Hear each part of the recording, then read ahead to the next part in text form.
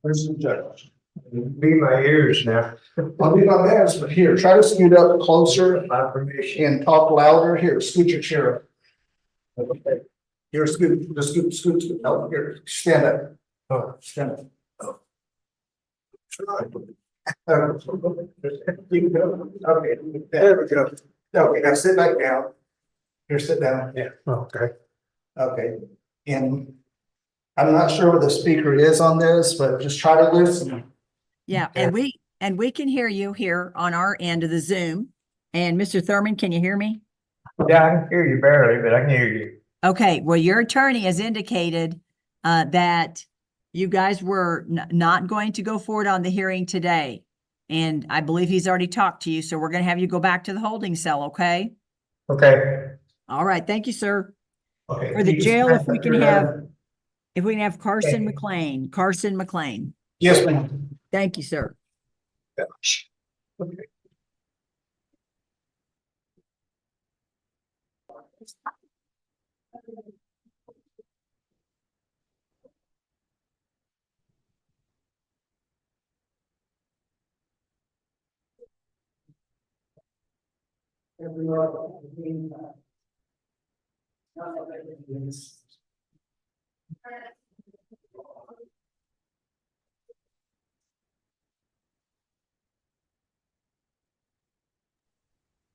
Okay, we're turning our attention now to State of Texas versus Carson Roy McLean, CR 23-28660.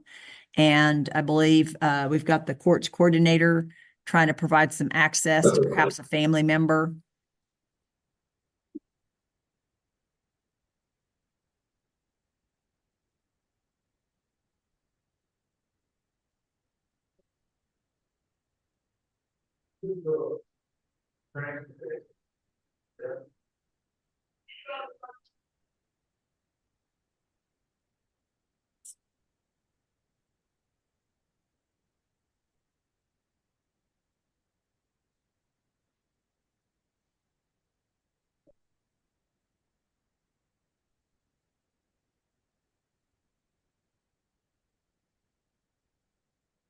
All right, Miss Brandy, do you have it set up so they can observe?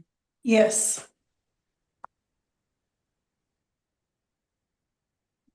And I'm not sure if he's going to be called as a witness. I don't know if you want to put us in the waiting room. He's going to be called as a witness for the bond, the request for bond, Your Honor. All right, and that was filed on December 11th. And is the state ready on the request for bond? Pardon? Yes, Your Honor. All right. Okay, we're going to go ahead and have him in the waiting room until we reach that. Oh, I'll need your assistance since it's actually you're controlling that one, Miss Brandy, to have him in the waiting room. Thank you.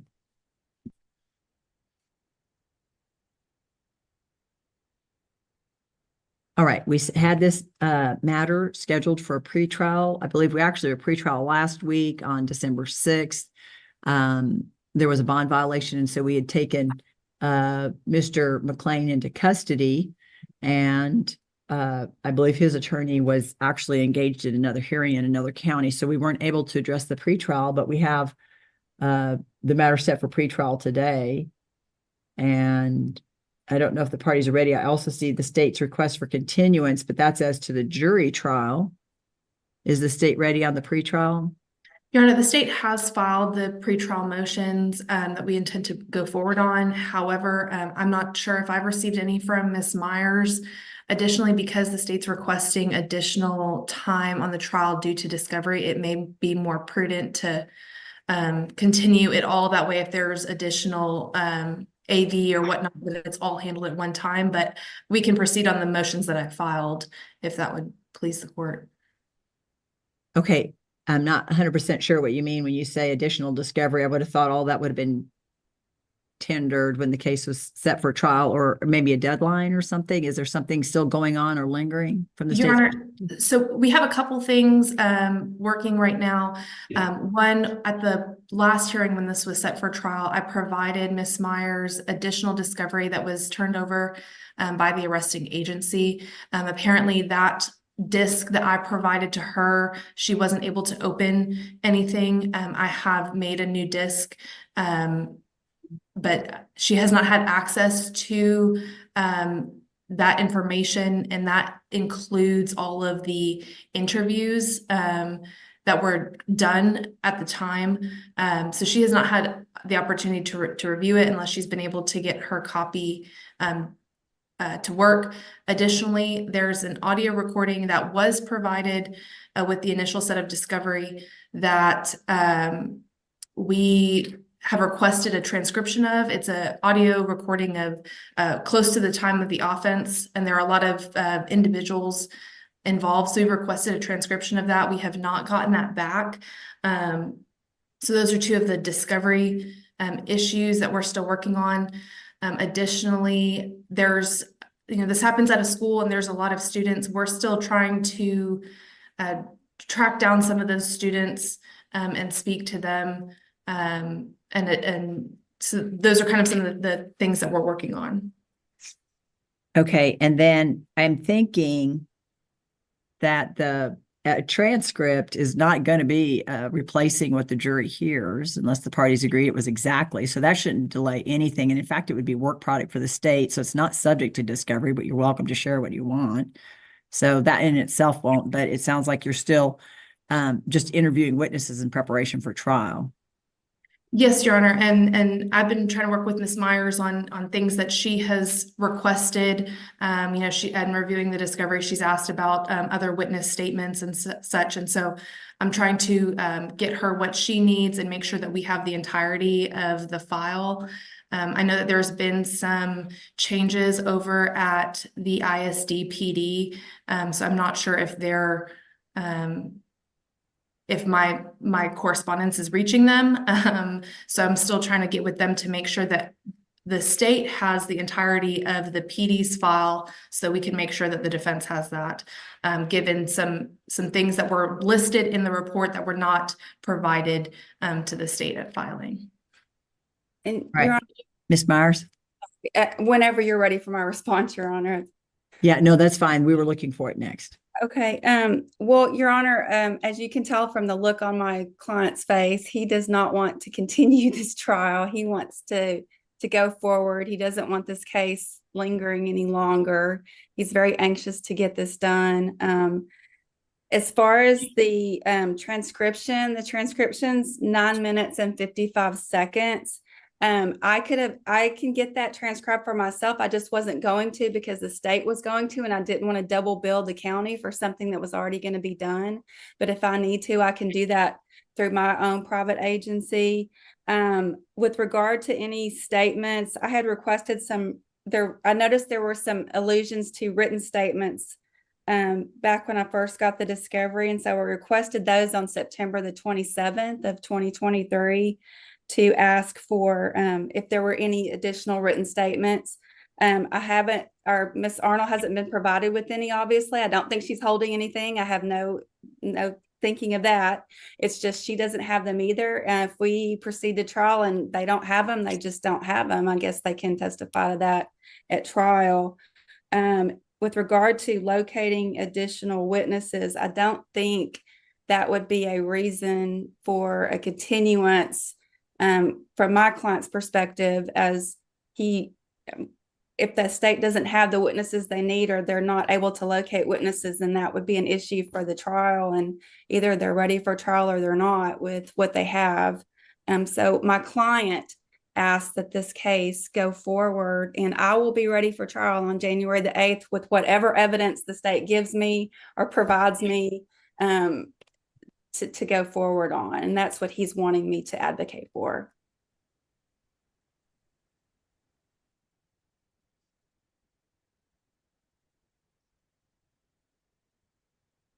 Well, has the state actually communicated with law enforcement and sat down in preparation for the pretrial to figure out what they actually had in the way of written statements? Your Honor, I have reached out to them. They have not responded to me. I've reached out in a couple different emails. My next step is to call over there. I know they have a new chief over there. So perhaps that's maybe what's the miscommunication. And I can do that if the court, denies my continuance. At this point, I'm not ready to proceed.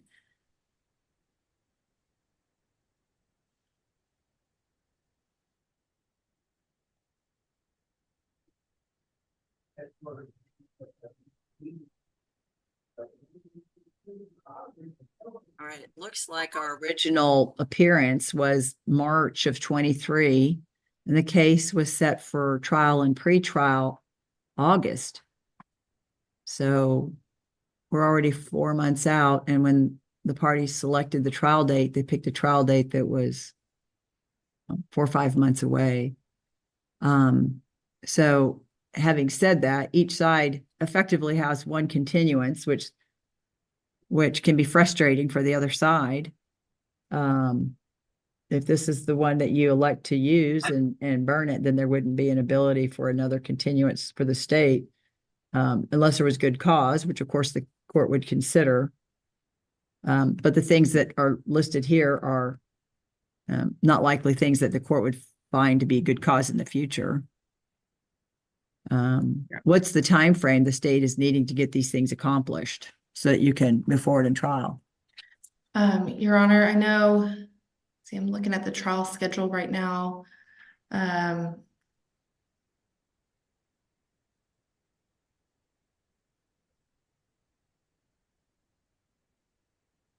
I don't think it would take a very long time to do that. A month or two, I think, would be sufficient. However, I know our trial schedule is getting pretty busy. We've have a lot of cases that have been pending a while, so whatever the court deemed appropriate, but I'd say anytime after March, April would be more than sufficient. Well, we have a setting at opening February 26th. Is that a time that works for the defense, Ms. Myers?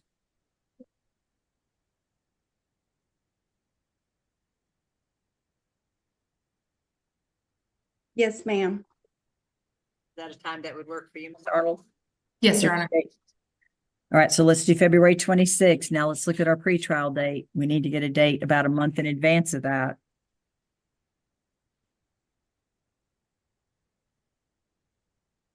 Is there a time the parties are looking at that works? Your Honor, I know that we have that murder trial the week of the 22nd. I would suggest either the January 31st, February 1st, or 2nd week.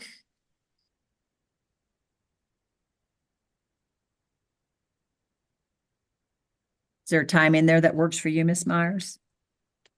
I'm fine January 31st in the afternoon. I'm fine anytime on Friday the 2nd.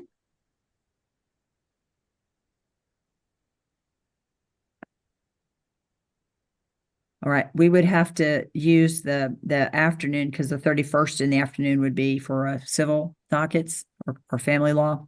So to accommodate your schedule, the February 2nd date, that would be a 1:30 setting. Does that work for both sides? Yes, ma'am. Your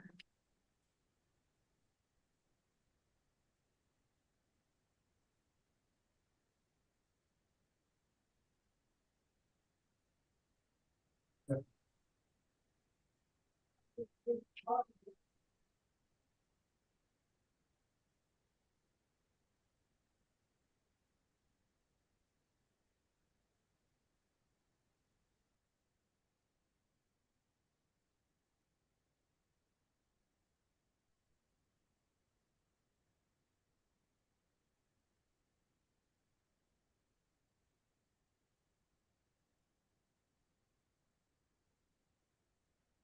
All right, make sure on the pass slip we reflect that 8:30 a.m. setting on the February 26, 2024 for the jury trial.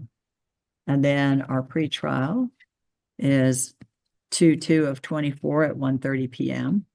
We'll have that on the pass slip so that it can go to young Mr. McLean.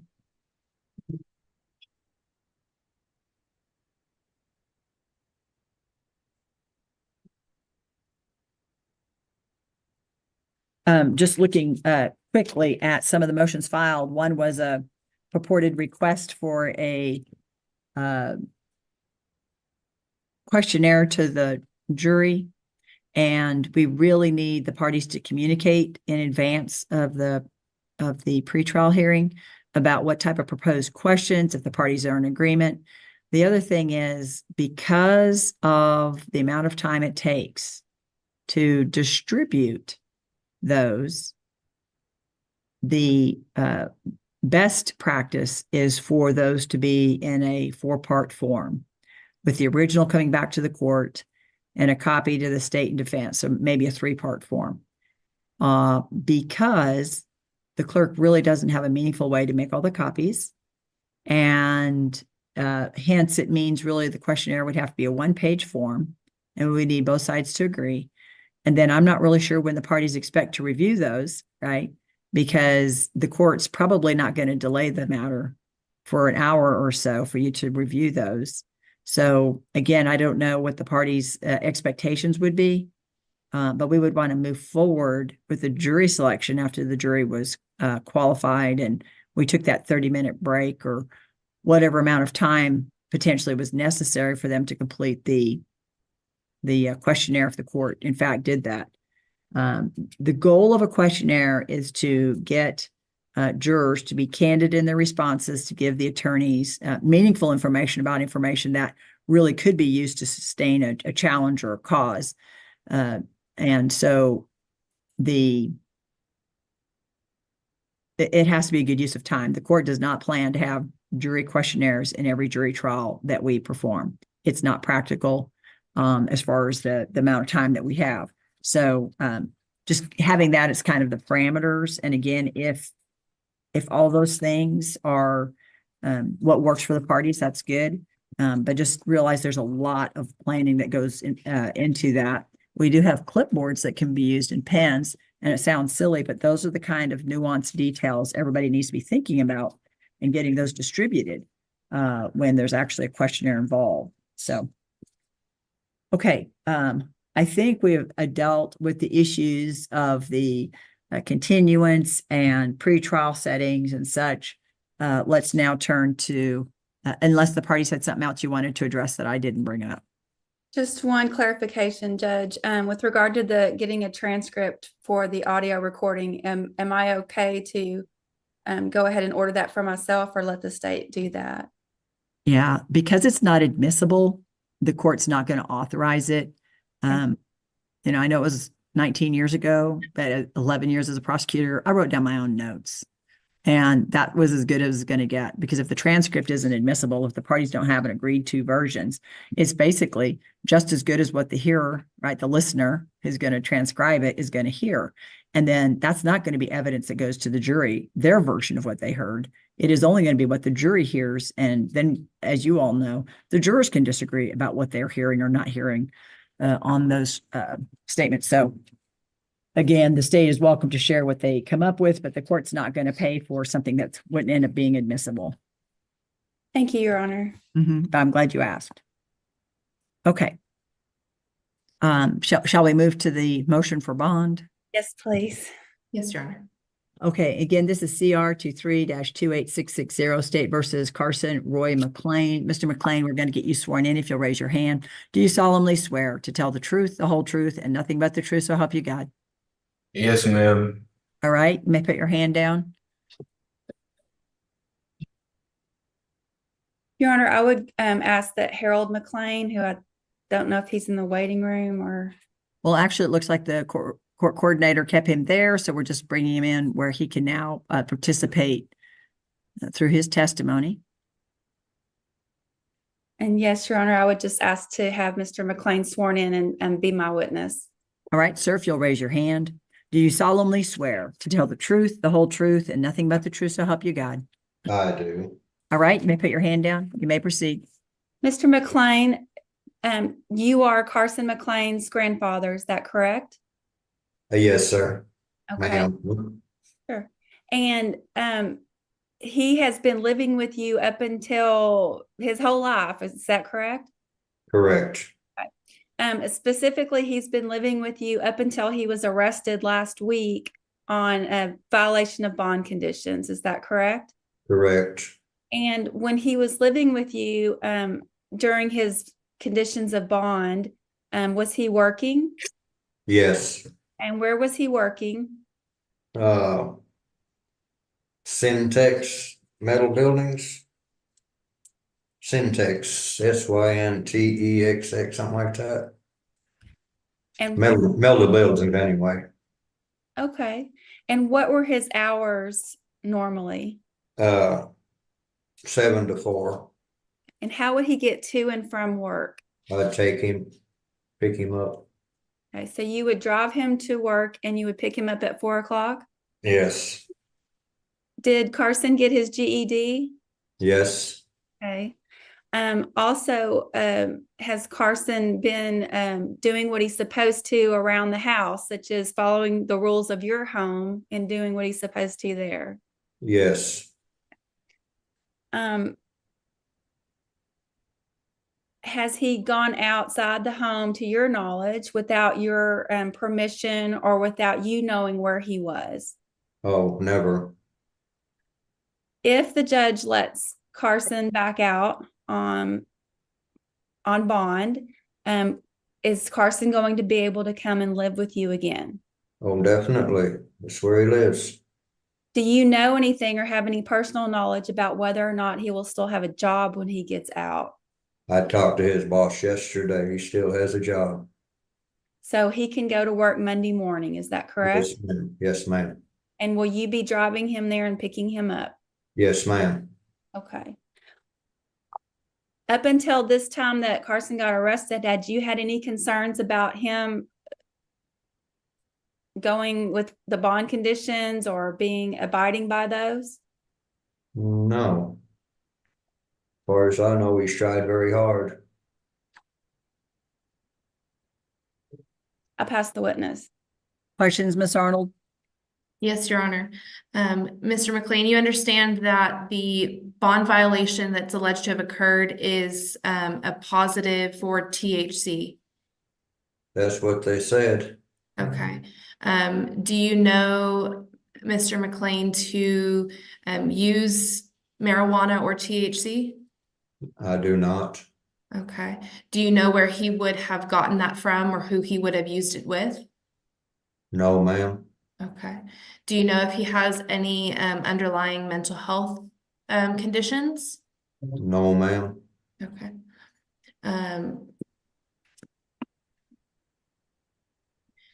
When you say that you know where he goes, does that mean that you know all of his friends and acquaintances? Yes, I'm pretty much so. I may be somebody I haven't met, but mostly they come to the house. Okay. Do you know the people? I know you mentioned that you spoke to his boss. Do you know other people that he works with? No, ma'am. I do not. There's only 4 people in the building. Okay. And what does he do for that metal building company? I guess he erects buildings. I know he hooks up some wiring. He's learned to do drywall. He's learned to do some plumbing.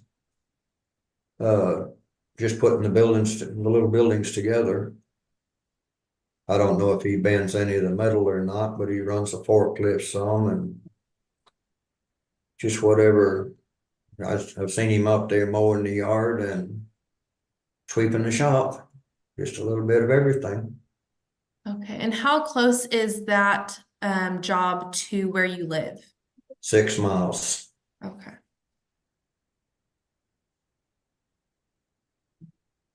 Pass witness, Your Honor. Questions? No further questions, Your Honor. Sir, have you spoken with young Mr. McLean? Whoop. Just a second.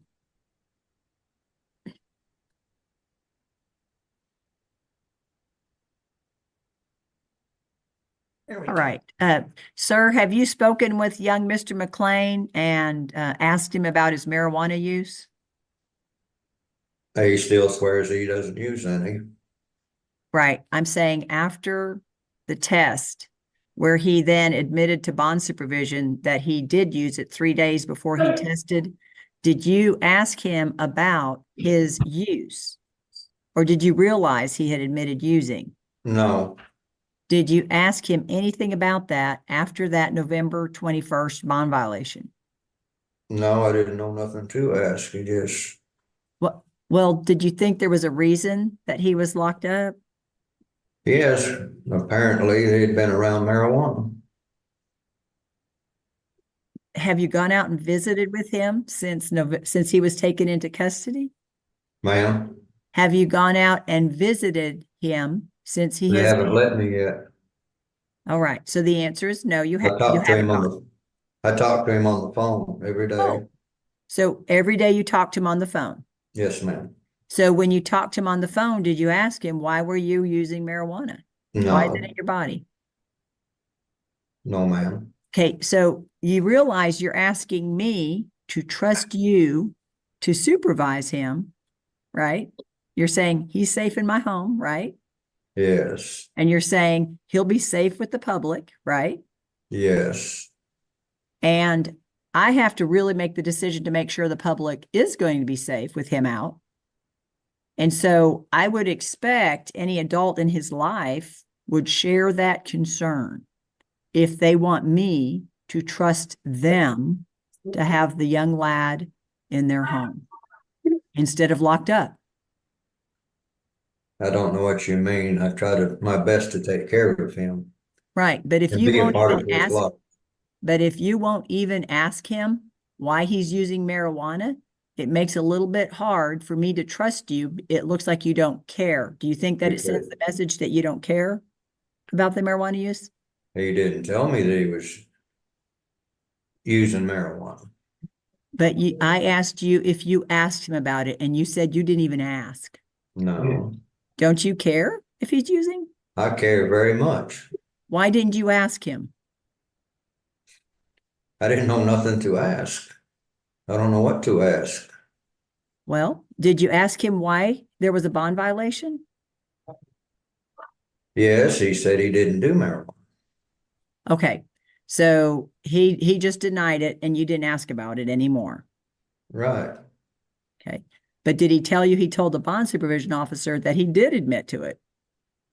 No, he told me that he signed a deal that said that he did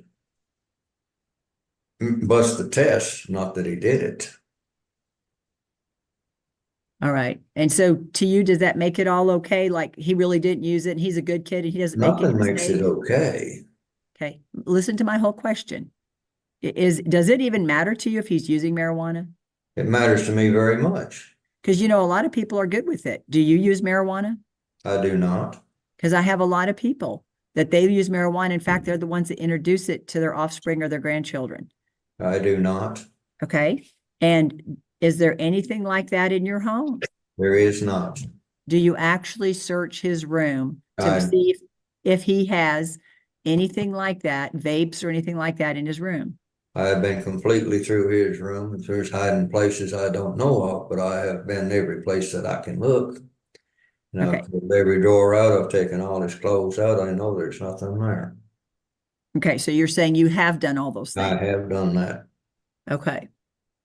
All of his clothes are on his bed. There's nothing in the drawers or nothing. I've taken everything out and washed them and checked them. All right. Do you have any other adults in your home besides No. you and him? Me, we're all it. And then can you tell me a little bit about your health and your vision and your hearing? How are those things? I had cataract surgery last year, I think. I don't hear as good as I should, but I hear good or good enough. I have a heart doctor and a general practitioner, and I go to the VA and I get checkups every 6 months from all three of them, and I take blood pressure pills and cholesterol pills and something else, triglyceride or something. Okay, so it sounds like then you probably are physically capable of being there to help watch what he's really doing. Yes, All right. Are there other questions the parties have of young Mr. McLean, Ms. Myers, Nothing further. Ms. Arnold? No, Your Honor. All right. Any other witnesses, Ms. Myers, No, Your Honor. Ms. Arnold? I have no witnesses, Your Honor. All right. Is there someone with bond supervision who can tell us how this young man was doing on bond?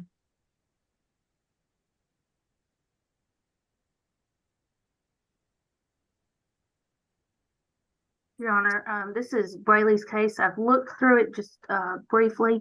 It looks like initially he was given a drug test that tested positive for alcohol. He denied using, said it was mouthwash. He was then given a UA. No male was available to observe it. The temperature did not read on the urine, and there were that sample showed positive for methamphetamine. He said he denied using meth ever, said he tried other drugs in the past, but never that. He was told to report back in the morning to do an observed UA. And then he came back in as instructed, was given an observed UA. It was positive for THC. He admitted to using an old friend's dab pen on the Saturday before.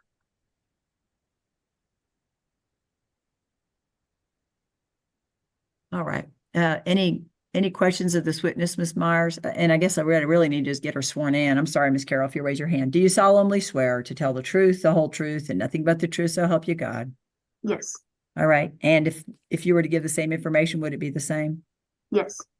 All right. Ms. Myers, do you have questions? No questions. Ms. Arnold, do you have questions of bond supervision? Yes, Your Honor. Ms. Carroll, has Mr. McLean completed a substance abuse evaluation for bond supervision? Let me check.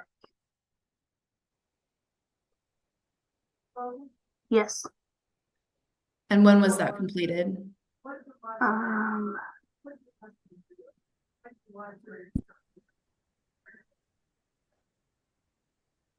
Trying to pull it up to get the date off of it. Let's see. August 23rd of 2023. Okay, at that time, were there any issues in the evaluation? He scored high probability of having a substance use disorder.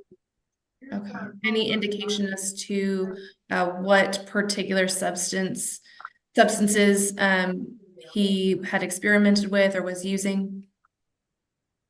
No, not that I'm seeing. Okay. Has he completed any mental health evaluations or anything like that?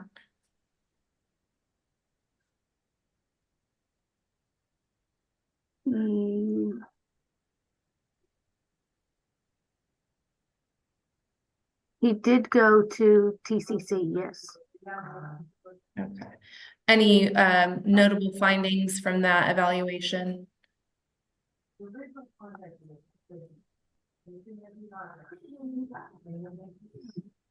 The diagnoses on here are unspecified anxiety disorder and unspecified disruptive impulse control and conduct disorder.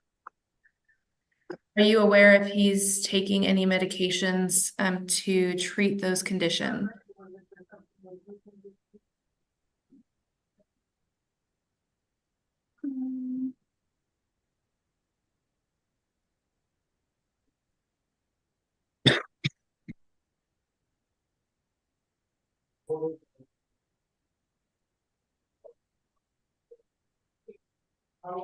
I don't know if he's taking medication or not.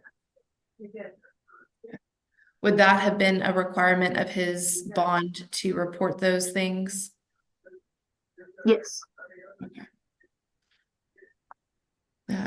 Prior to the positive on November 21st, were there any other positive UAs or admissions? No. At the time of his arrest for the bond violation last week, did he still have his GPS device? Or had that been removed? Let me see.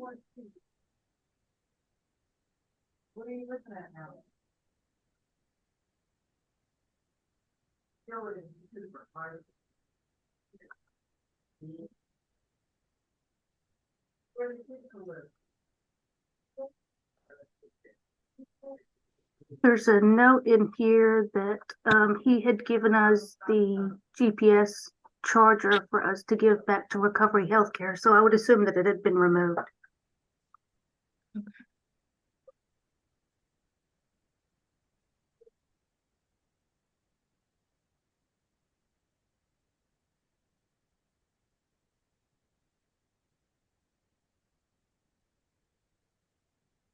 No further questions, Your Honor.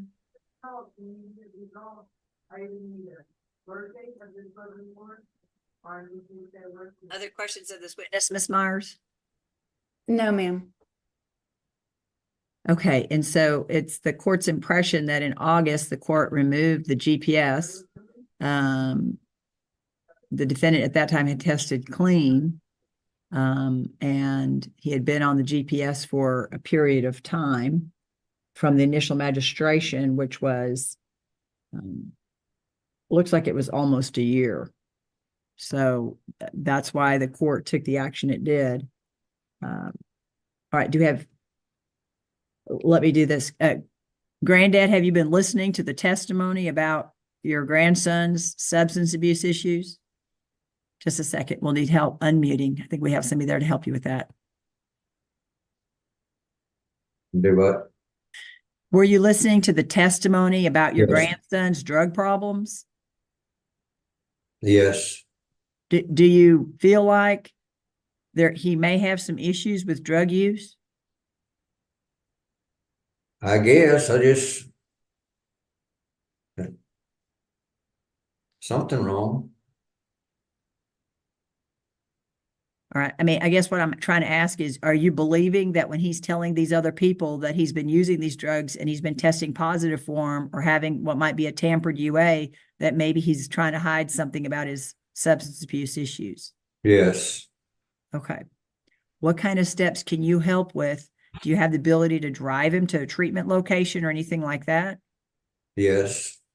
And All right. Do we have any other witnesses from either side? Ms. Myers, we'll start with you. No, ma'am.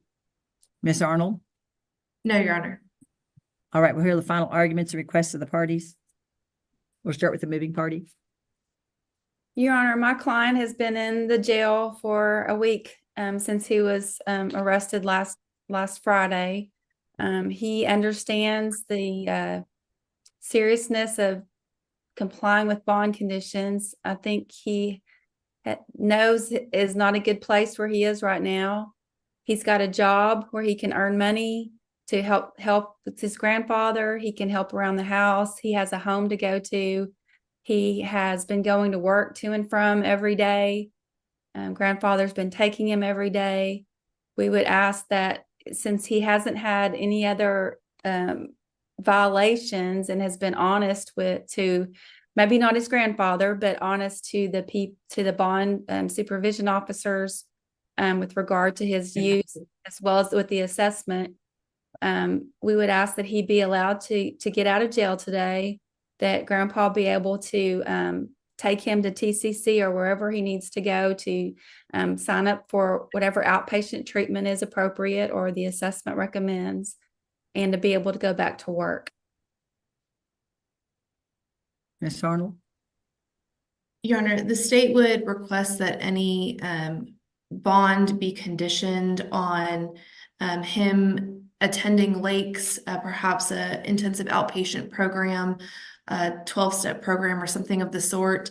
Additionally, I'd ask that he be subject to maybe a more frequent reporting for urinalysis and any other conditions that would help Mr. McLean maintain his sobriety.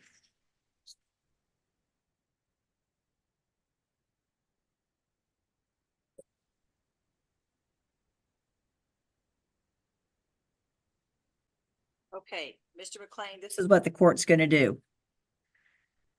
These are going to be additional conditions of bond. So the other conditions are still in place. These are supplemental, meaning everything that was on the form that I signed on August 23rd still applies. And you're going to be required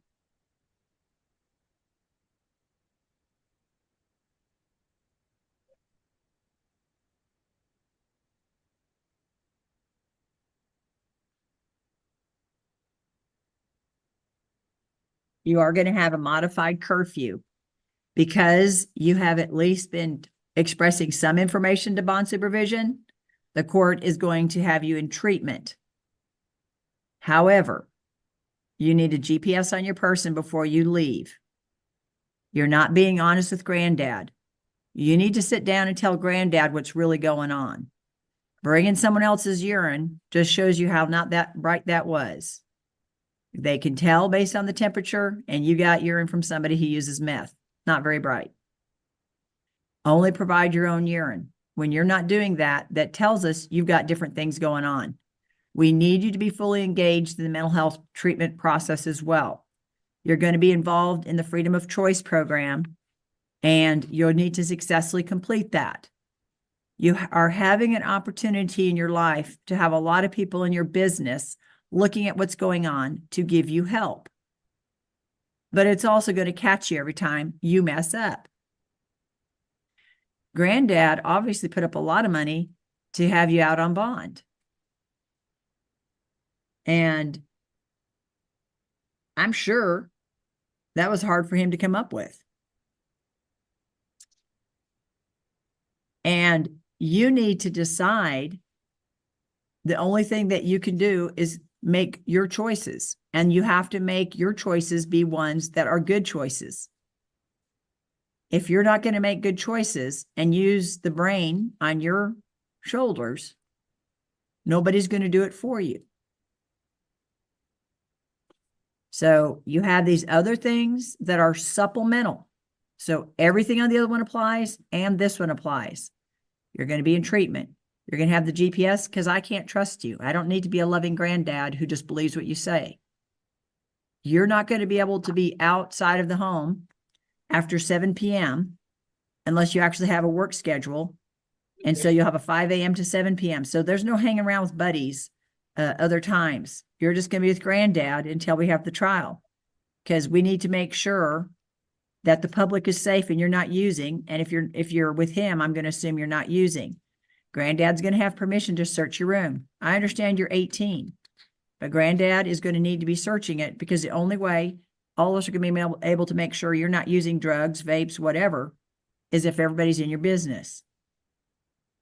Okay, you've done something or are accused of doing something that has scared your community. And you need to use these supports around you to get you on track. And if you're doing those things, then the community, the fears they may have can be alleviated or removed or lightened or changed.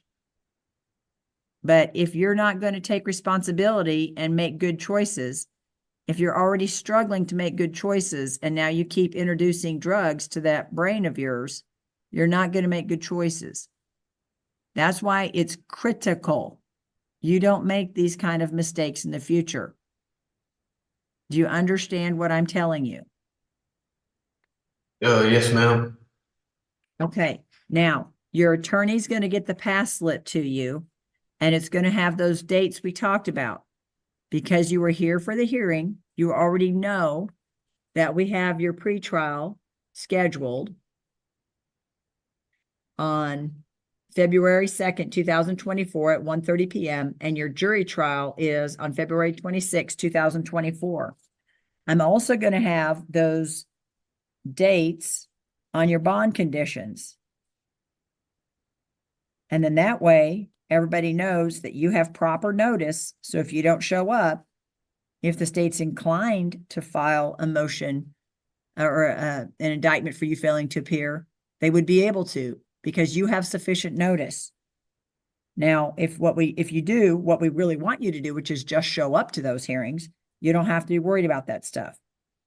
But we want to make sure you understand the significance of having the notice and the significance of appearing. Yes, ma'am. Now, keep in mind, you're going to have to report to bond supervision once a week or twice a month as they direct based on your performance. So you're going to have more frequent reporting because they're going to want to be able to drug test you. We want to make sure the public is safe. And we need granddad to know what's really going on with you. He cares about you. So to not share with him what's really going on is a mistake. Yes, ma'am. You need that support. You don't get support if you don't tell what's going on to him. He can help you. Now, do you have any questions, young Mr. McLean, about what's expected? No, ma'am. So I got a bond? It's the same bond you had before. That one's being reinstated, so granddad doesn't have to put up new money for the bond, but you got a GPS that you have to have on your person before you're released. That's going to cost granddad some money. I don't know what he has in that regard, but there's going to have to be a GPS on your person because you violated trust. And I don't have to be a trusting granddad. I can be a judge that needs to make sure the public is safe. Tell me again, do you have another question? No, ma'am. All right, Miss Myers, do you have any questions? No, Your Honor. All right, Miss Arnold, do you have any questions? No, Your Honor. Granddad, do you have any questions? Okay, and so Granddad, you know, I'm needing you to be up in his business, talking to him and things of that nature. Yes, ma'am. All right, let's be proactive and make sure that bond supervision has all the mental health report access and things of that nature. If he's using drugs and still having anxiety, the drugs can be causing it, or he may have anxiety. We need to make sure the mental health is being treated as well as the drug issues. Okay, sir? Yes, ma'am. All right, very well. I'll see everybody next on February 2nd, unless I get another bond violation report. All right, I'll have young Mr. McLean go back to the holding. And if we could have Kayla Moore. Kayla Moore. Yes, ma'am. Thank you.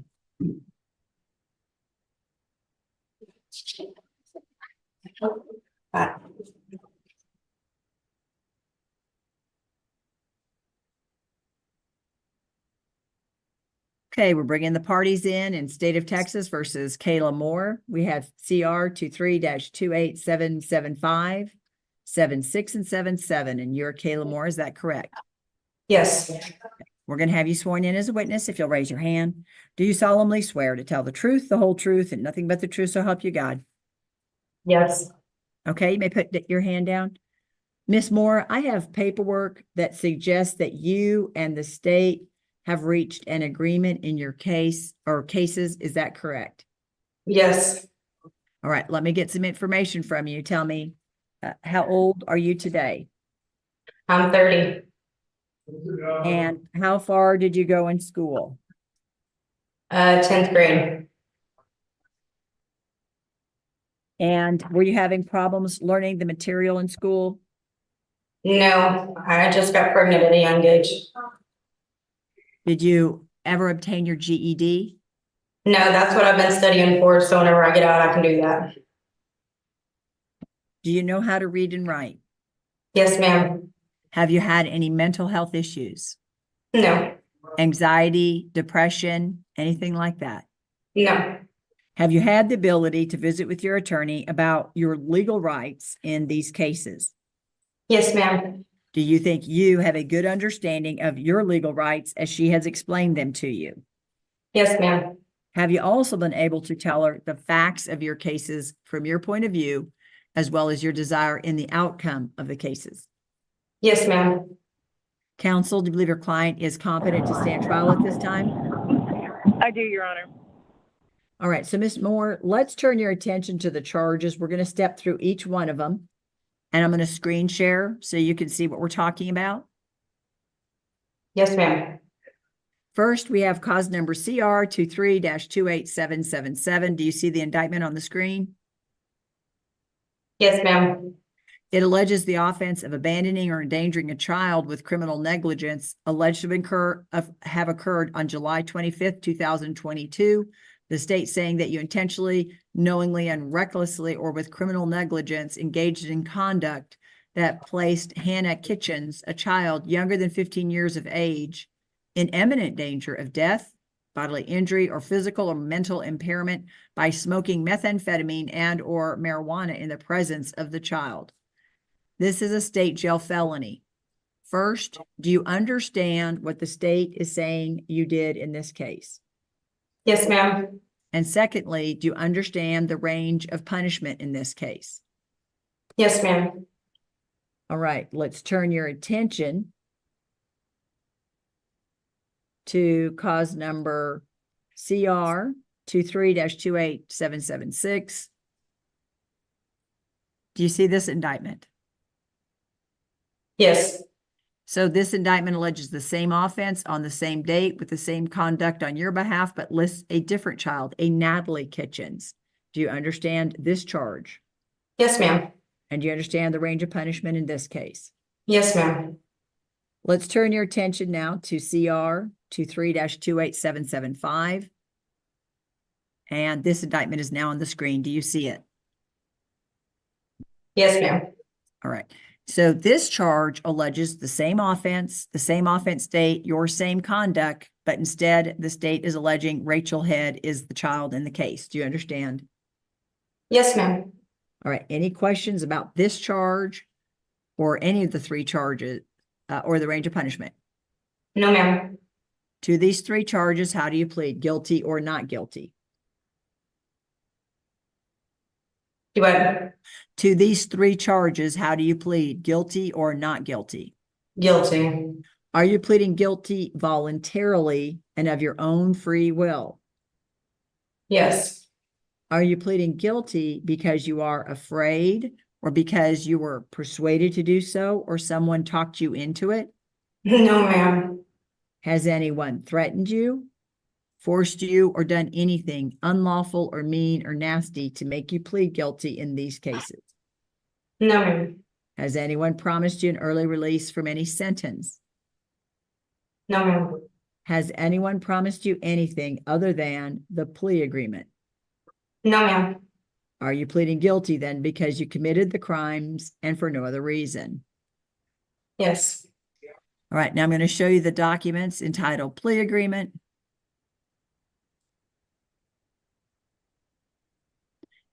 Are these the documents you've had a chance to go over with your attorney? Yes, ma'am. Do you have any questions about any of the information in the paperwork for me? No.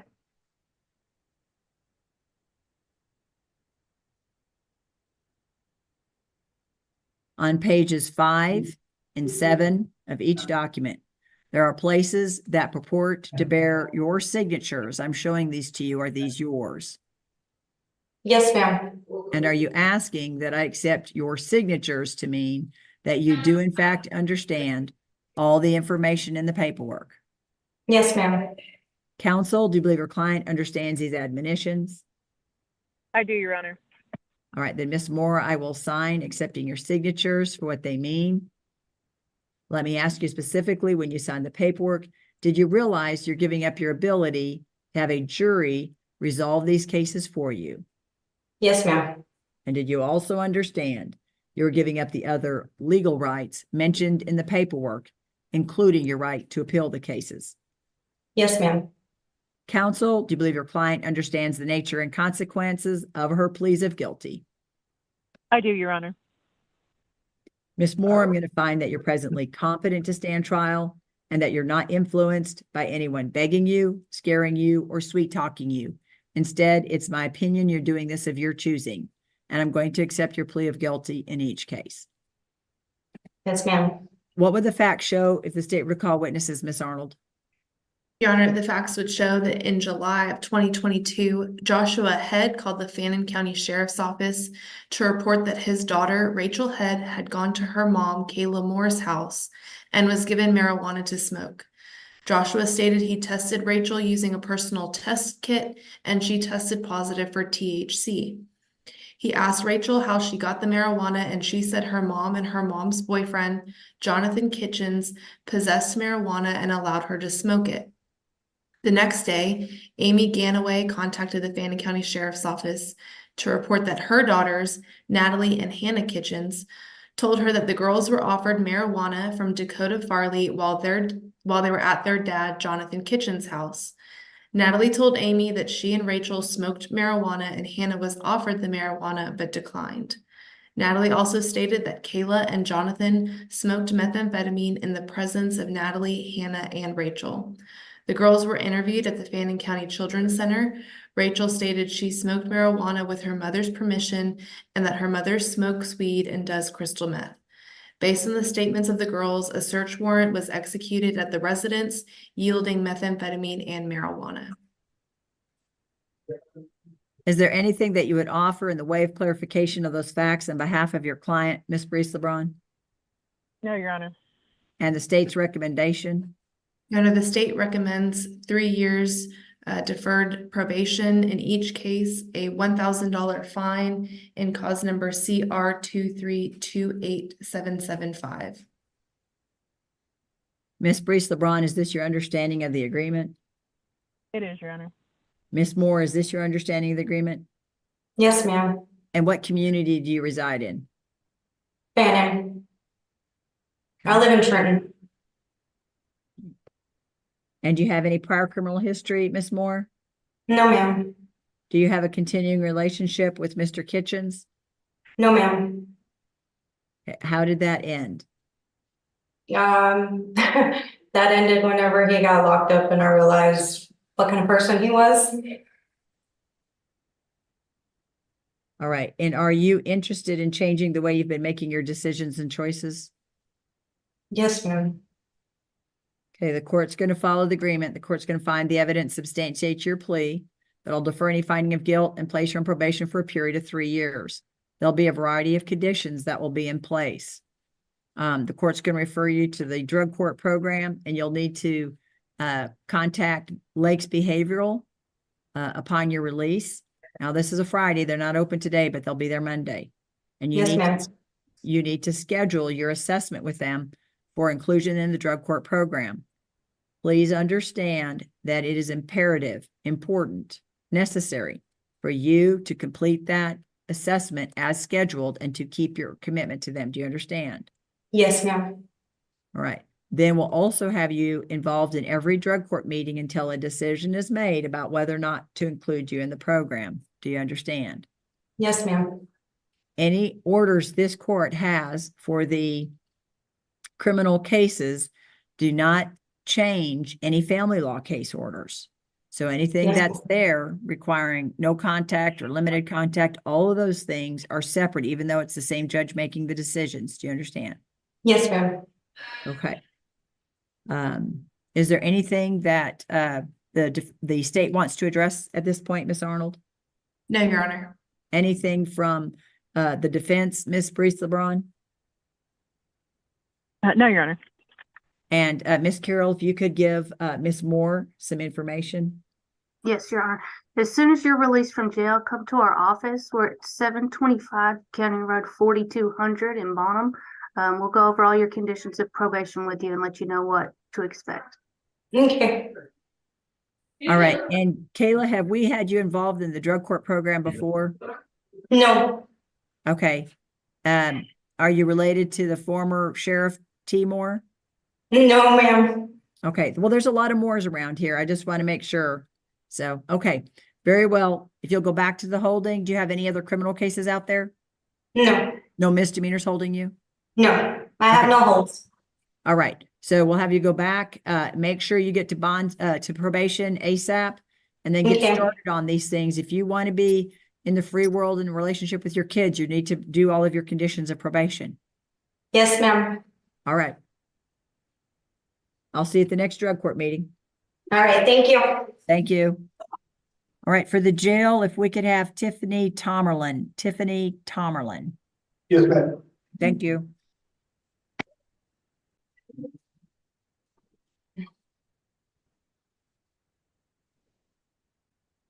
Okay, just one moment if you'll bear with us. I have some unrelated paperwork to this cause, but we'll be taking up your case shortly. Just a second.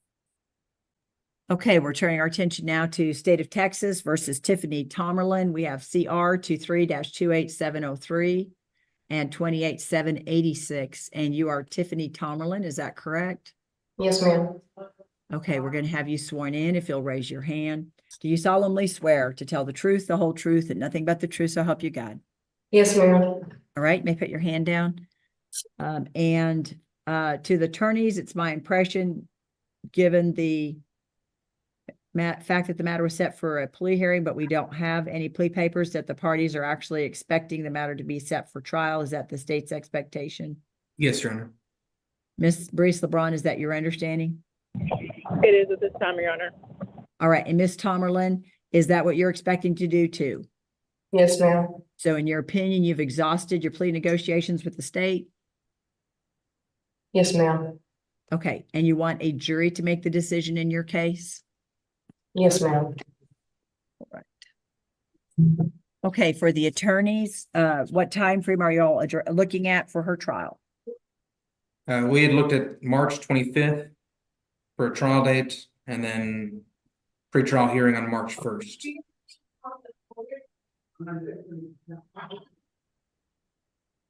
Ms. Brees LeBron, does that work for you?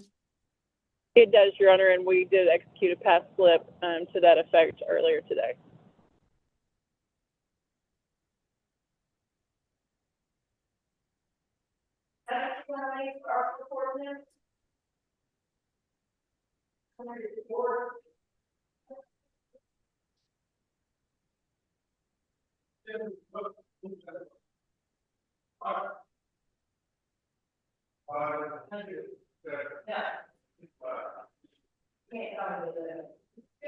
Okay, Ms. Tomlin, we're going to get you set for trial. Okay. And that is going to be on March 25th, 2024. That's an 8:30 a.m. setting. The pass slips that the parties have prepared, you will receive a copy of that and it'll have those dates. You need to go ahead and sign so that you'll have your copy and everybody will know that you have notice of that setting. When we look at that March 1st date, that's a Friday. If I'm correct, that'll be a 1:30 setting. Is that what the state and defense were expecting? I'm sorry, Your Honor. 1:30 p.m. Yeah, if it's March 1st, I thought you guys said March 1st for the pretrial. Is that right? Yes, Your Honor. February 23rd, 2024 is the pretrial motions due. Okay. And so that would be a 1:30 p.m. setting, Ms. Tomerlin. When it's on Friday, it'll be at 1:30. So if you're out on bond at that time, that's when you would need to show up. Otherwise, at the pretrial, we'll have you via Zoom if we don't hear any requests for any different handling of it, okay? Okay. Now, for the attorneys, I would just point out that this will have her in custody for a year. So we need to give high priority to her case.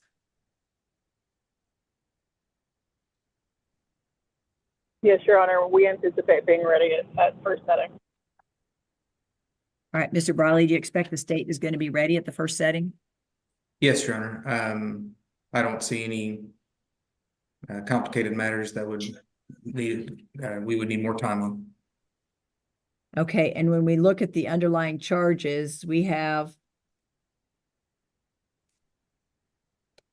in 28703, we have a manufacturing or delivering a penalty group 1 drug, methamphetamine in the amount of 4 grams or more, but less than 200, which is a 5 to 99 or life. And then in the other cause number,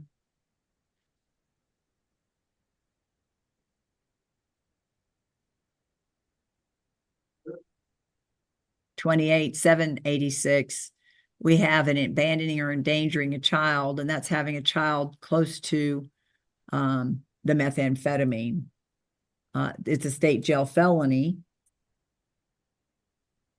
And what is the final offer that the state has? 12 years institutional division on the first cause number that he listed, and 2 years state jail on the second cause number. All right, is that your understanding, Ms. Brees LeBron? It is, Your Honor. All right, and Ms. Tomerlin, is that your understanding of the final offers? Yes, ma'am. Okay. The court will not accept any plea agreements after the pretrial, but we want to make sure you understood the final offers in each case, okay? All right. Any questions, Ms. Tomerlin? I just want to know if I can get the 2 down some. I'm okay with the 12. I just want to know if I can get the 2 down some. Okay, well, that will be for negotiations, and your attorney has that information. Your attorney and the state's attorney can discuss that. Okay, are you wanting a breakout session with your attorney now? No. Okay, she will be communicating with you. Ms. Brees LeBron, do you have a time frame when you'll be visiting with Ms. Tomerlin on the question she has?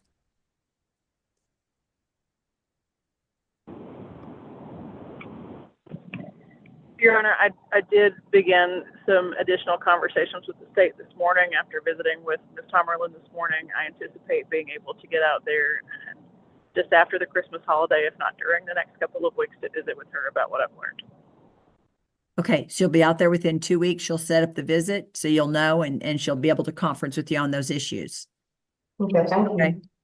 If the parties end up reaching agreement before the pretrial, the court will have a setting beforehand so you can get that resolved and behind you if you want, okay? All right, Ms. Tomerlin, we'll have you go back to the holding cell. Thank you, ma'am. All right, Ms. Brees LeBron, I think that's all the hearings we have with you. All right, let's turn to. All right, well, let's go ahead and have Justin Bellows. Justin Bellows. Yes, ma'am. Thank you.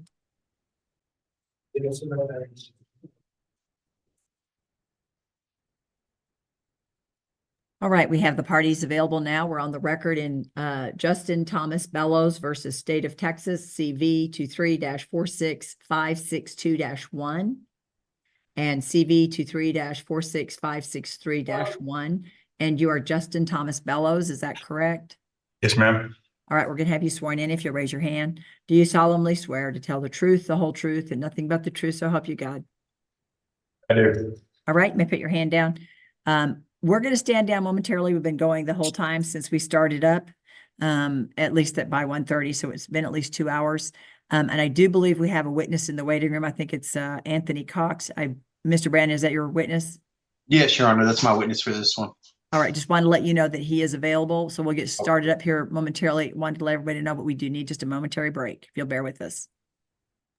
Thank you, Judge. Okay, we're bringing the parties back online.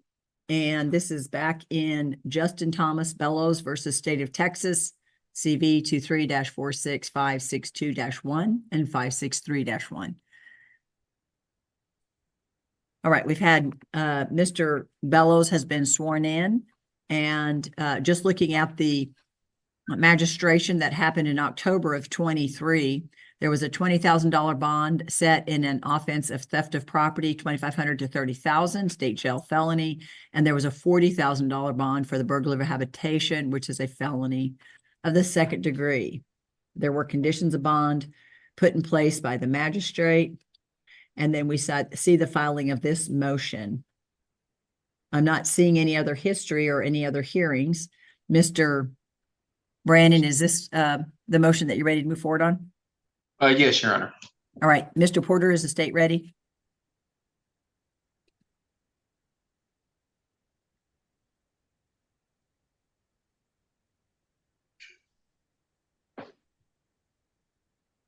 Sorry. Yes, the state's ready. You may proceed, Mr. Brandon. All right, Judge. Just to also be clear so that Mr. Bellows is aware, and I want to put this on the record, Judge. There's also the Class B misdemeanor that's outstanding, but that's already been filed with the county court at law. And so that's something we can take up at another time with them. So we're just proceeding on these two, and I would ask if I could call my client as my first witness. Okay, and just so that it's clear, Mr. Bellows, what he's saying is because they filed the case in the county court at law, this court has no jurisdiction over the case, and anything addressing that bond will be taken up through that court. All right, you may proceed, Mr. Brandon.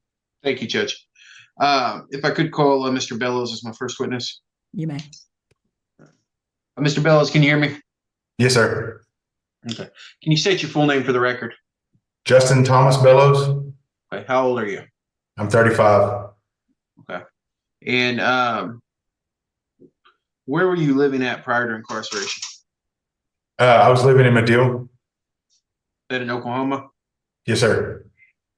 Okay. All right. And were you employed? Yes. Okay. And do you did you own a vehicle, a house? Where Yeah, on my truck. Okay, you got to wait for the question and then answer. The court reporter can't hear us both at the same time. Sorry. You're good. So let me rephrase that question.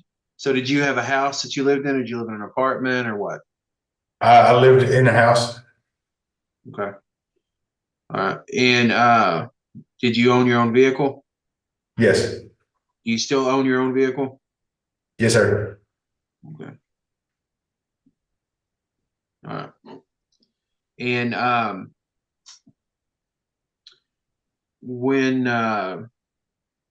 do you own your vehicle, or is it still financed? No, I own my vehicle. Okay. Yeah, it's paid for in full. And what is your vehicle? It's a 2008 Dodge Ram. Single cab. I don't know if that matters. You know its approximate value? It's like 5,500, I believe, Blue Book. Okay. All right. Now, currently, your bonds are set at 20,000 and 40,000, respectively. Are you able to meet those amounts? No.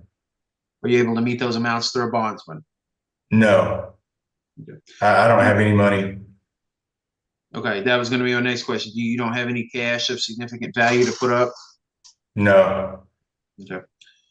Do you have any friends or family or anyone who can meet those amounts for you? No. Okay. So effectively, you're not able to make bond at this point. Right. Correct. Okay. All right. So let's go back through. Let's talk about you more.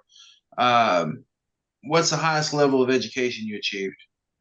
Graduated 12th grade. Okay. From high school, yes. Okay. You got it. From where? Savoy High School. Did you get a diploma? You got a diploma? Yes. Okay. Do you have any college? No. Okay. So it's fair to say you know how to read and write, understand everything going on around you. Correct. Okay. Did you have any special education needs or any mental defects when you were a child? No. Do you have any mental defects or illness now that you're an adult? No. Okay. Now, you understand that if you're released out on bond, either you're meeting the bonds, or if you're given a lower bond or a personal recognizance bond, or however you're taken out of the jail, you would have conditions to meet. Yes. Okay. And you understand it would be your responsibility to meet those conditions that would be set by this court. Yes. Okay. And you understand that that would include checking in with bond supervision and doing what you're told through them. Correct. Yes. And is it your statement to this court that you'll comply with whatever conditions are given? Yes. Okay. All right. And when you get out of jail, do you still have a job? Yes. And what is your job? I'm a ranch hand. Okay. Is Mr. Cox, who's going to be called in here in a minute, is he your boss? Yes. Okay. All right. Is he the one who would be helping you out with your bond situation and helping you out with transitioning out of jail? Yes. Okay. All right. Yeah, because my family, and I don't have any family. My mom, dad are all dead, grandparents. I don't have any family. He is the only one that I have out there right now. Okay. All right. And have you been in contact with him since you've been incarcerated? Yeah, I've called him once or twice. Okay. So, And he's aware of your situation? yes. And also, I have my Crohn's disease, so I've been sick. I've lost 22 pounds since I've been here. Okay. I mean, Did you say you have Crohn's disease? yes, sir. Okay. Yeah, and I have a bad gluten deficiency, so I can't even eat my trays. Like I said, I've lost 22 pounds since I've been here. Okay. All right. And you've seen medical about that, correct? Yeah, but they haven't put me on any special trays. They haven't done anything. They gave me a gap pill. That's it. You And call it's it a a GAP? children You call it GAP or GAD pill? gas, GAS. Okay. Mr. Brandon, we need you to follow up with the sheriff and the warden, giving him that information. I understand, Your Honor. All right. So, Mr. Bellows, when you, if you were to affect your release on bond, you'd be able to attend to your Crohn's disease? Yes. Okay. All right. Yeah, because I just got my medical papers out there in the world, so I had insurance, so I could start going to a doctor. It's just I never got a chance to actually go because I just got them. Okay. All right. Your Honor, at this point, I pass the witness. Questions, Mr. Porter? Yes, Your Honor. Good afternoon, Mr. Bellows. Good afternoon. I want to talk about your criminal history. You have a charge from Grayson County from 2007 for possession of marijuana. Is that correct? Yes. And you were placed on deferred adjudication probation? Yes. And did you successfully complete that? Yes. In 2007? Yes, sir. Yes. Yes. Okay. And then you later had a Class C theft by check out of Grayson County in 2011? Fully taken care of. Okay. And then 2015, you were arrested for possession of a controlled substance. Is that correct? Yes. And what was the controlled substance that you? It was meth. Okay. And how long have you been using meth? Not very long at that point, because I mean, when I got pulled over and arrested, like I was still young. I handed the cop the dope that I had, the meth that I had. I handed it to him. You know what I'm saying? There was no resistance, and I went and I did my time in prison. I've been clean ever since. Okay, that was gonna be my next question. When was the last time you used meth? I haven't used meth since then. Okay, 100% clean. I did all my drug classes. I did everything. Okay. Now, you were placed initially on deferred adjudication probation. Is that correct? Yes. And you did not successfully complete that probation. No, I did not. What was the reason you were unsuccessful on probation? I couldn't pay the amounts and fees that they wanted, so then they ended up arresting me. Okay. Was there ever any time where you failed to appear at the probation department? No, it's just they got me because I couldn't pay the fees, and I didn't do the classes that they wanted at the time. Okay. Because I couldn't pay for them is why. I didn't have a job or anything. Okay. And then you currently have a theft charge pending out of the county court at law here in Fannin County. Is that right? Yeah, it's a misdemeanor charge, the one that you're speaking of.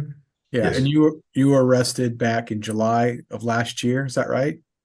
I believe, yes.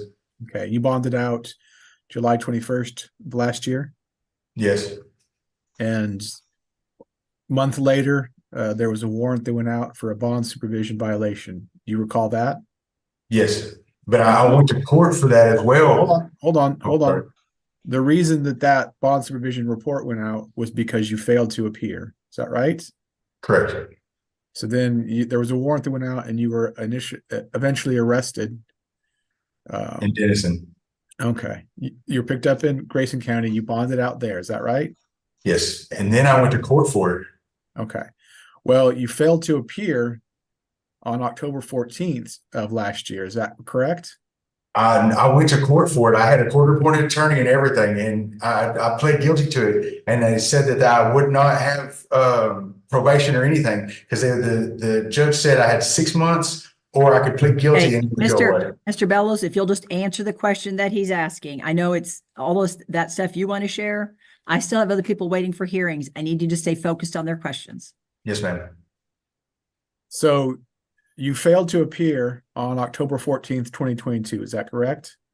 Yes, sir. And you were eventually arrested on January 6th of this year. Is that correct? I believe, I'm not sure, but yeah, I mean, if that's what it shows, I don't know the date. So you bonded out, and 2 months later, you failed to appear on March 8th. Is that right? Yes. Okay. And you indicated that you pled guilty in that case? Yeah, I went to court and I had a court appointed attorney and everything. I went there, stayed all day, and I never got. He told me that he would come back and let me know or whatever, and then we rescheduled, and that's why it was so long in between that last time. And I didn't know I was supposed to come back because I pled guilty, and apparently I was supposed to come back, and I was unaware of that. Did you go in front of the judge and plead Yes. guilty? Okay. And what was the sentence? There was no sentence. If I pled guilty, then there was no sentence, no probation or anything.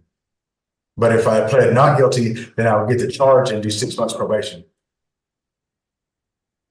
Or I wouldn't get the charge and I did 6 months probation.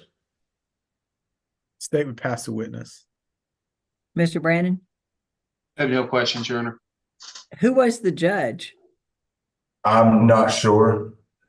Male, female? Male. What color hair? I don't remember. And Like you're I was saying- very briefly in there. And did you complete paperwork before you went in? I signed papers with the lawyer, but when I went in, he asked me if I wanted which charge I wanted to take, and I told him to plead guilty, and he asked me to hold off. Okay, who was your attorney? I cannot remember. He has long hair, taller, skinny guy. All right, and are you saying that you were heard in your case in person in the court? Yes. Was it in Fannin County or a different Yes. county? Fannin County. And it was a male? Yes, I was at the courthouse. All right. And now you're saying you accepted responsibility in the case in front of the judge or not in front of the judge? Not in front of the judge. I talked to my attorney and he wanted me to wait and see if we could get it postponed. Or Okay, the charges dropped. Which means the case wasn't finished or finalized, right? I guess not. No, ma'am. Were you in custody? No. So you showed up in person? Yes, ma'am. All right. Any other questions, gentlemen? Mr. Brandon? Not of Mr. Bellows, no, Judge. No, Your Honor. All right. Your next witness, Mr. Brandon? Mr. Anthony Cox, I believe he's in the waiting room, Judge. Yes, sir. We're bringing him in. Thank you.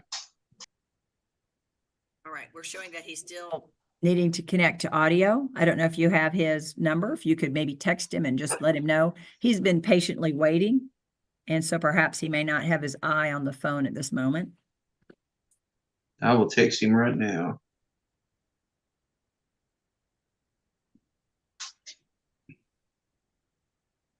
All right. And it's my understanding he may have had some challenges connecting earlier when we were checking witnesses in. Okay. I just shot him a message, Judge. So he did indicate early. He texted me earlier and said that he was having some issues. So I know I was having issues earlier too, Judge. So I don't know what's. Right. Let's go ahead and do this, Mr. Brandon. Yes, Let's Judge. have you just call him.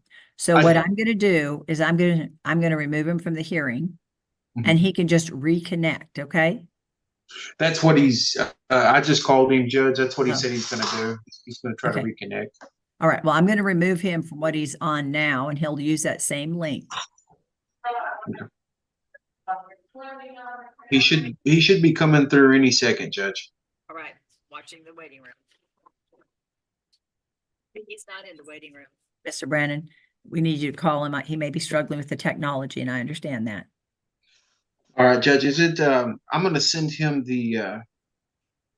Is it okay if I send him the phone number with the the meeting ID if he can't If he Yeah, can't, that's fine. He can call in on the meeting ID because it'll still show up in my waiting room. okay, then I'll shoot him that information and see if I can get him that way if he can't do the other way. All right, thank you. Your Honor, I sent him the instructions on the phone and I've tried to call him a couple of times now. It keeps going to busy signal, like maybe he's calling, but I assume he's not in the waiting room. No, he's not. We've just have the witnesses on the other two cases that you have. Okay.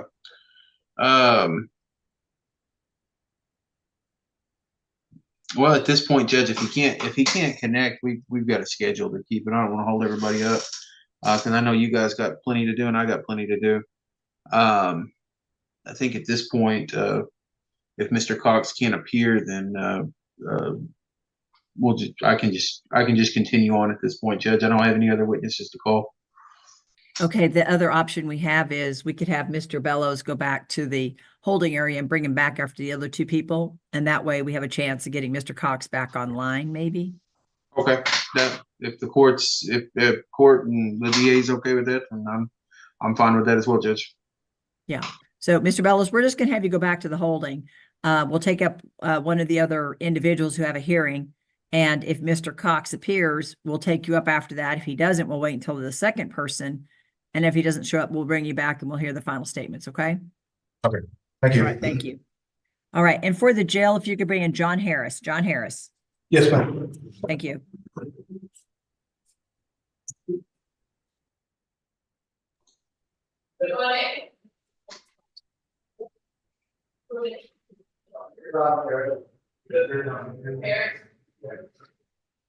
And Judge, for John Harris, there should be a Melinda Soprano in the waiting room. Yes, I'm bringing that person in now.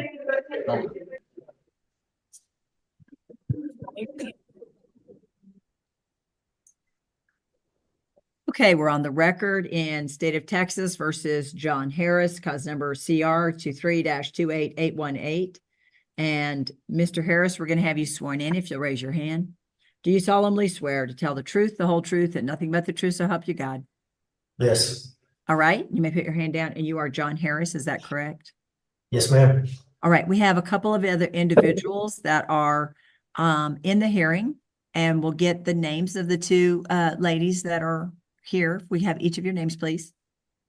Melinda Serrano. Linda Harris.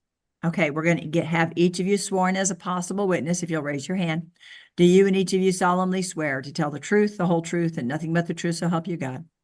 I do. All right, you may put your hand down. All right, Mr. Brandon, for just sort of the history, we've got the magistration in July of 2023. At that time, we had the offense of driving while license invalid or with the previous conviction suspended without financial responsibility. So that was a Class B misdemeanor with a $3,000 fine. And then we had the possession of a controlled substance, penalty group 1, between 1 and 4 grams of felony of the 3rd degree. That appears to be a $15,000 bond. There were conditions of bond set at that time. We do show that the bond amount was posted that day. In August of 23, we had an indictment returned, and the indictment actually came back as a possession of a penalty group 1 between 4 and 200 enhanced. So it's a felony second, and the state alleged prior convictions, 1 out of this county, 2005 out of this court, for the felony offense of indecency to a child by sexual contact. The second conviction was out of Dallas County in 2014 for failure to register as a sex offender. So that makes this second-degree felony punishable by a minimum of 25 years up to a maximum of 99 years or life. Then we're showing there was a bond violation, and that bond violation was on October 25th. So it was shortly after the indictment, indicating 2 violations, one on a saliva drug screen, October 20th, positive for methamphetamine, and then September 22nd was positive for methamphetamine. Okay, so there was kind of a crossover. One was pre-indictment and one was post-indictment. So the bond violation warrant was issued, and It appears that he was taken into custody on that. He's been in custody for 47 days, and the motion for bond modification was filed on November 9th, 2023. Because the bond violation caused this court to set a no bond. So it appears to me that's where we are in this process. Mr. Brandon, is that your expectation? Yes, Your Honor. All right, Mr. Hazelton, is the state ready on this? State's ready. All right, Mr. Brandon, you may proceed. Yes, Judge, a little bit of housekeeping as well. The DWLI that's companion to this has already been filed with the county court at law, is my understanding. So that's not the jurisdiction of this court. If something needs to be handled on that, it'll be done at a later date. But it's not subject to today's hearing. And I just wanted to make sure that that was clear for my client's understanding. And then I'm ready to proceed, Judge. You may. Thank you. If I could call Ms. Serrano. All right. Ms. Serrano, can you hear me? Yes, sir. Okay. Can you state your full name for the record? Melinda Fran Serrano. Okay. And how are you related to Mr. Harris? I'm his girlfriend, and we have one child together. Okay. All right. And how long have you known Mr. Harris? About 16 going on 17 years. Okay. All right. Prior to his incarceration, did you live with Mr. Harris? Yes. Okay. All right. All right. And just for the let me make sure. If I can have just a moment, Judge, just a second. Yes. I gotta pull something up. Maybe that other gentleman calling in.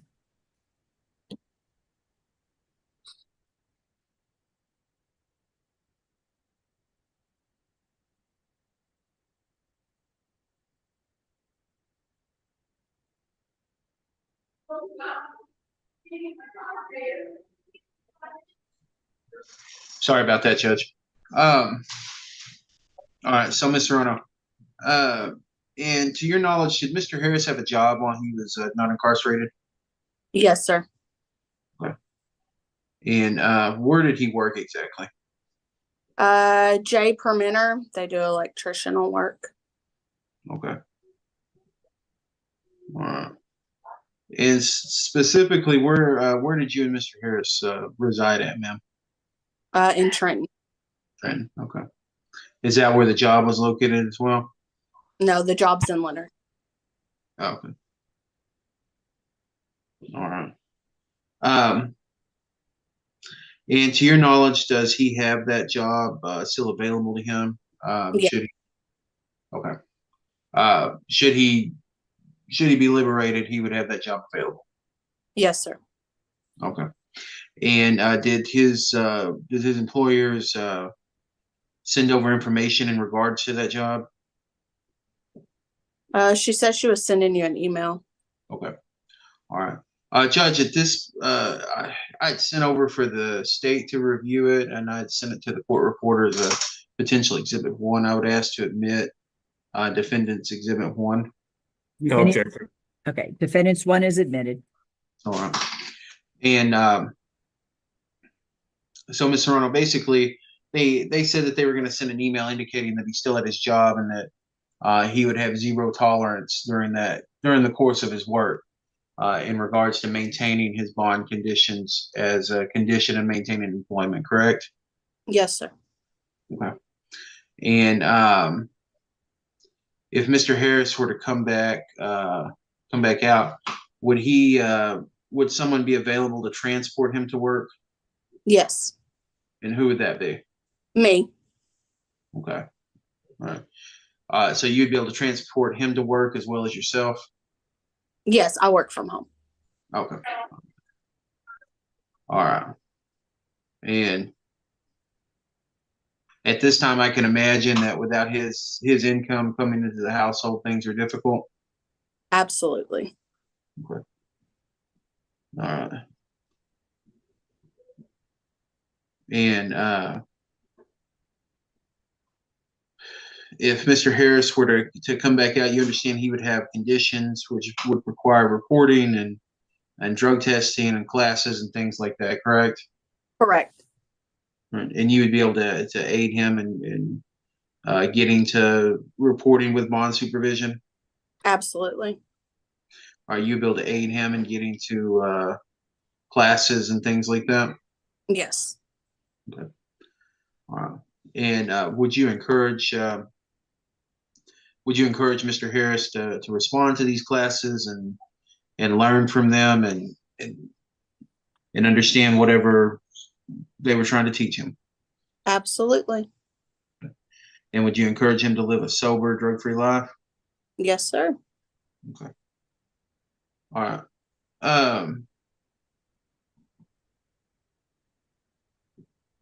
And just to be clear, you also understand that Mr. Harris would be subject to other conditions that may go beyond what I've been mentioned here today, and you would be willing to make sure that you helped him in whatever capacity you could. Yes, sir. Okay. All right.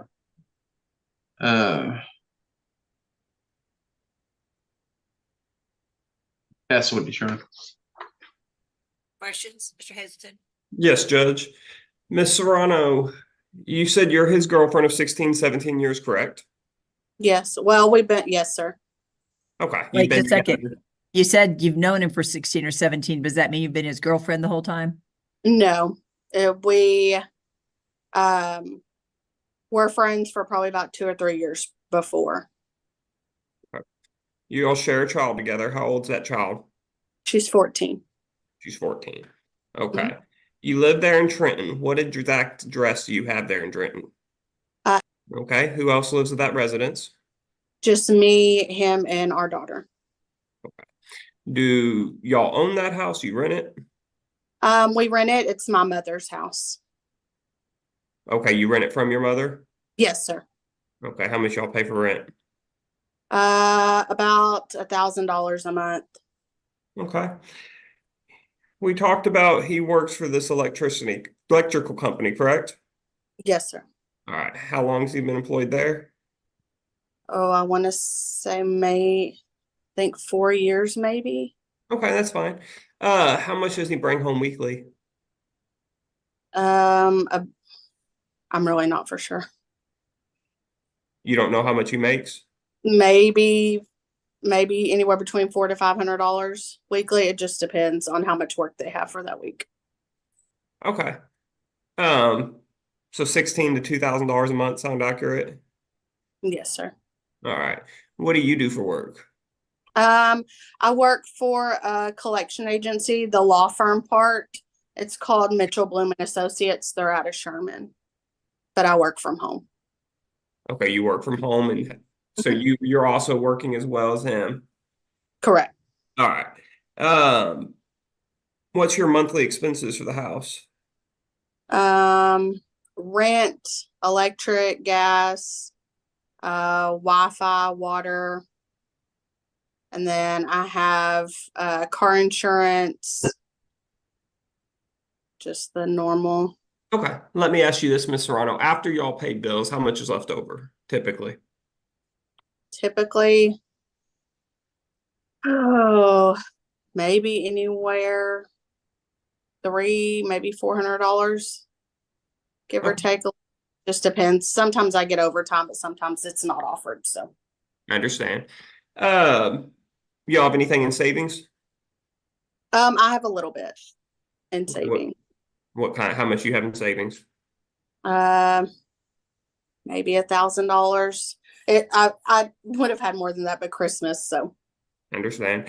What about Mr. Harris? Does he have anything in savings? Any property he owns? No. Okay. Y'all have a vehicle?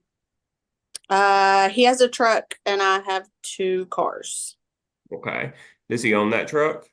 Yes. Okay, what kind of truck are we talking about? It's an older Chevy, I think. I'm not for sure what model it is. You know what year it is? Maybe a 96, 95, something like that. Okay. What would you say the value of that vehicle to be? I have no idea because it's not really running right now, so probably not. All right. What about your vehicle? Mine maybe maybe 3 to 4,000 a piece, maybe. Okay. And you own that vehicle, yours as well? Correct. All right. Do you have any kind of criminal history? No, sir. Okay. You keep alcohol in your home? No. What are you familiar with any of Mr. Harris's alcohol or drug use? A little bit prior. Okay, tell me about that. Well, I know he's been in trouble prior to, like, when he was younger. I know about the sexual charge that he got a while back. I wasn't in his life then, but I know about that, some of the things that went on with that, but I really don't ask much questions in regards to that kind of stuff. So, all right, we'll get there. But do you see him drink alcohol? No. Okay. So how many times do you know him, Mr. Harris, to be arrested?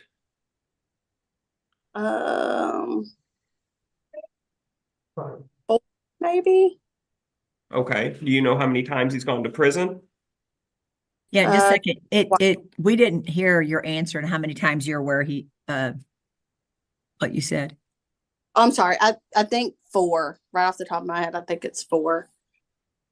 But the prison part, from what I remember, it's been twice. Okay.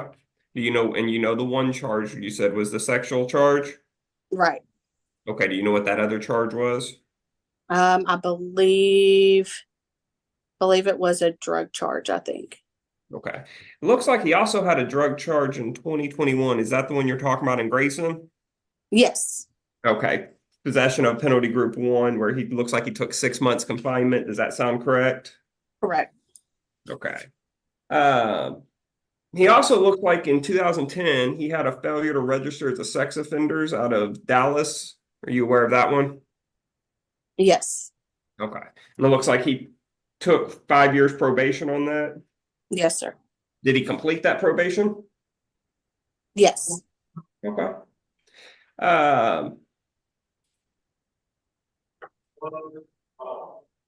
Looks like also back in 2005 out of this court, he had another possession of a penalty group 1 drug, less than a gram. Are you familiar with that? I believe so. Okay, where it looks like he got a year in the prison. Yes. Okay. He's got a handful of misdemeanors, including possession of dangerous drugs and driving while intoxicated. Are you familiar with those? No, I wouldn't know that. Hey, just a second. Mr. Harris, if this witness knows, she'll answer. If she doesn't, she'll say she doesn't. But for you to help is not really part of the process right now. You'll get a chance to tell what you know in a minute if your attorney decides to call you as a witness. Your answer, ma'am? Sorry, can you ask the question again? I'm sorry. Are you familiar with those other drug cases? You said something about drinking, the drinking part, the intoxicated part. No, I didn't know about that one, but the other one, yes. Okay. Does it sound like you know Mr. Harris to have a drug problem? Yeah, it kind of sounds like it. Do you know what his drug of choice is?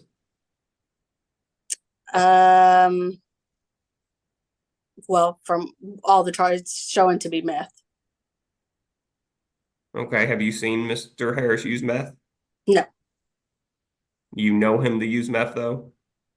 Well, I've personally never seen him, but the charges, it sounds like it.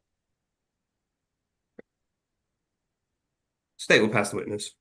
Questions, Mr. Brandon? Thank you, Judge. Briefly. Ms. Serrano, just to follow up, you indicated Mr. Hazelton took you through your finances and your savings.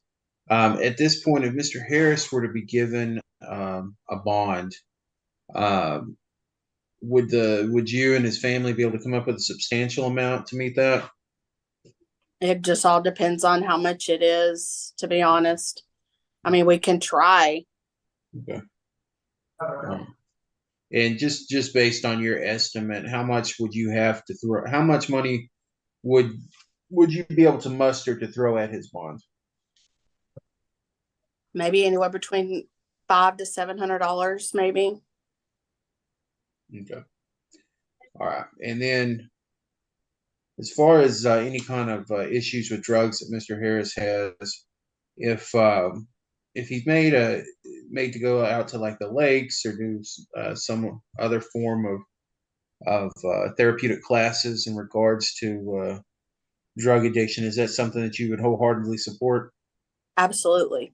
Okay. Is that something you would beat the cage about making sure that he makes it to? Absolutely. Okay. All right. And outside of yourself, who else does Mr. Harris have for support? His mother. Okay. And that's Miss Linda Harris? Correct. Okay. And outside of her, who else does he have anyone else that's in a circle of support for him? His aunt, but she wasn't able to be here. Okay. All right. Pass the witness, Your Honor. Any other questions, Mr. Hazelton? No, Your Honor. Your next witness, Mr. Brandon? Yes, Judge. At this point, I call Miss Linda Harris.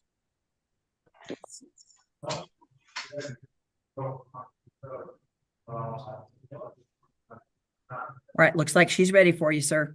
Thank you, Judge. Ms. Harris, can you hear me pretty good? Yes, Okay.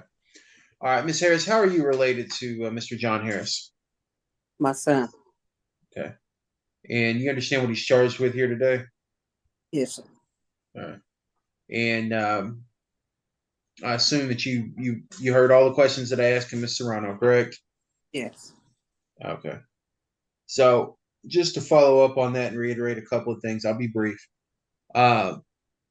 Is it your intention to aid in helping to make sure that if Mr. Harris is released on bond, that he does what he's supposed to do? Yes, sir. Okay. Are you able to drive, ma'am? Yes. Okay. If Mr. Harris needed transportation in a pinch to go to probation or a class or something like that, is that something that you would be able to help him with? Yes, absolutely. Okay. If Mr. Harris were to if he were to be released, is it your knowledge as well that he would have a job waiting on him? Yes. Okay. And he would have a roof over his head and he would be able to resume his life? Yes. Okay. All right. And is it your request today that his bond be reinstated so that he can effectively achieve liberty? Yes. And the statements that Ms. Serrano made in regards to the financial abilities of the family, in regards to Mr. Harris's bond, are those pretty accurate? Yes, sir. All right. Pass witness. Questions, Mr. Hazelton? Miss Harris, so when we were talking about Miss Serrano was talking about the finances, are you saying that included your finances as well? Yes. Okay, so what she said y'all could come up with, how much could you come up with today to help Mr. Harris make bond? About 200. Okay. And how familiar are you with his criminal history? You familiar with it? Some of it. Some of it. You've heard it, you know he's gone to prison a few times? Yes, sir. All right.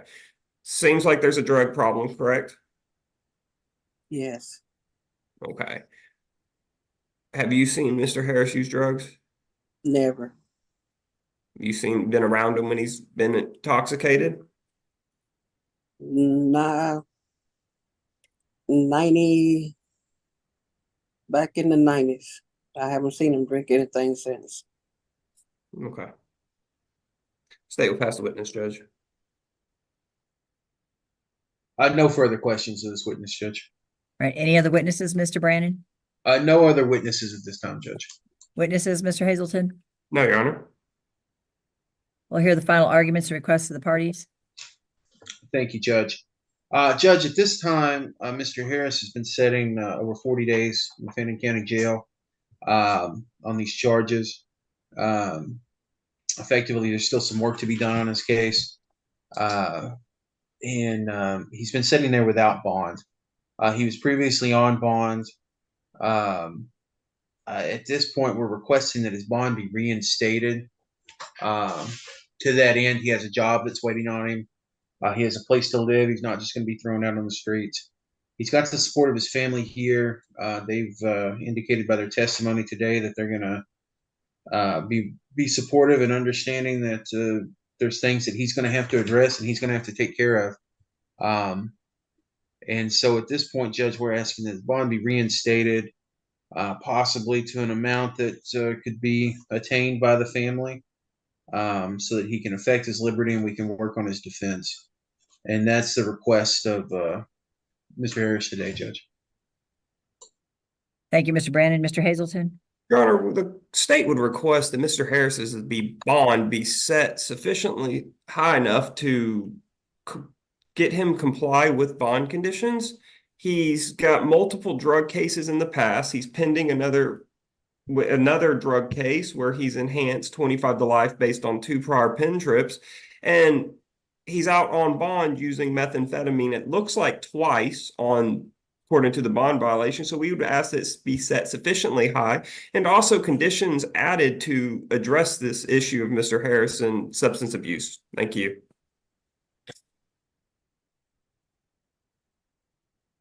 The court is going to reinstate the underlying bond amount, but there'll be conditions added, including the requirement that Mr. Harris have a GPS attached to his person. His family is going to be involved in paying for the costs of that if he's not able to until he's back to work. The court's going to expect you reporting weekly until and unless you are gainfully employed. You'll be required to reside at the house.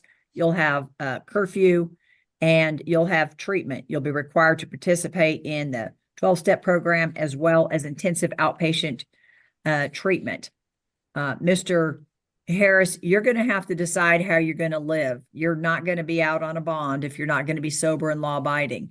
And you'll have to make good decisions. And if the people who have spoken for you today aren't going to call you out and hold you to account, then I'm not going to be able to trust their word next time they come to testify, asking that you be let out again. Do you understand what I'm telling you?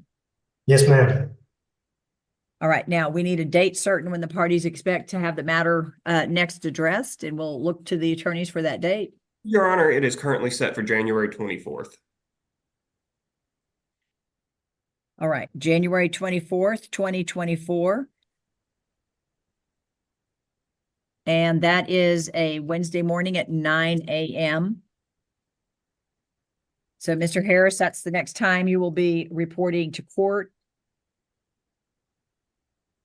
Yes, ma'am.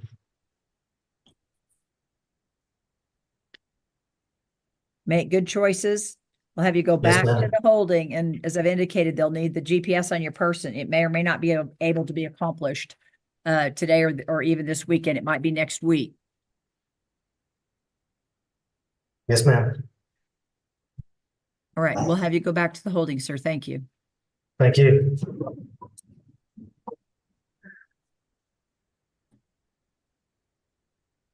All right. Let's go ahead and bring in Esteban Gutierrez. Yes, ma'am. I'm not seeing that other witness, Mr. Brandon, so. You talking about the one for Bellows, Judge? Correct. So we're moving on to Mr. Esteban's case. Okay. Judge, I just wanted to let the court know. I may not be able to stay past 5 o'clock. I have a commitment. I need to pick up one of my sons. I'm trying to get in contact with my wife, but I just wanted the court to be aware. All right. Well, there's 5 or 6 prosecutors in the DA's office, and I would hope one of them would step forward and assist you.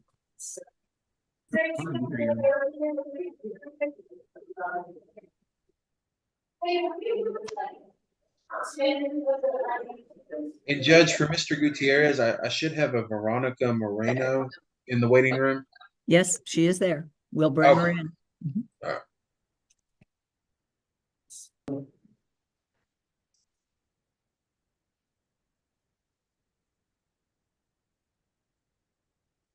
All right, at this time, we're on the record. In State of Texas versus Esteban Gutierrez, cause number CR 23-28765. And sir, are you Esteban Gutierrez? Yes. We're gonna Yes, have you ma'am. sworn. We're gonna have you sworn in as a witness. We also have a person by the name of appears Veronica Moreno. Ma'am, is that your name? Yes, I'm the mom. We're gonna have you sworn in as well. So if each of you would raise your hand. Do you and each of you solemnly swear? Mr. Gutierrez, I'm including you. Oh, there it is. Now I can see it. Thank you, sir. Do you and each of you solemnly swear to tell the truth, the whole truth, and nothing but the truth, so help you God? Yes, yes, sir. Ms. Moreno, are you promising to be honest? Yes, ma'am.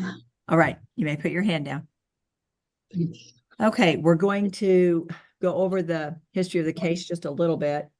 So we're showing the original magistration was on April of 2023.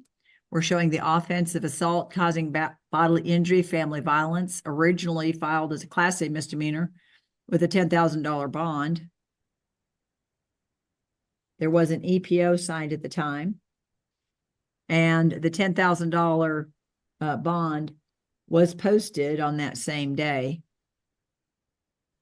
The indictment was returned in August of 2023, and this showed a family violence assault of a family member with a previous conviction. So that made the charge actually a felony of the 3rd degree.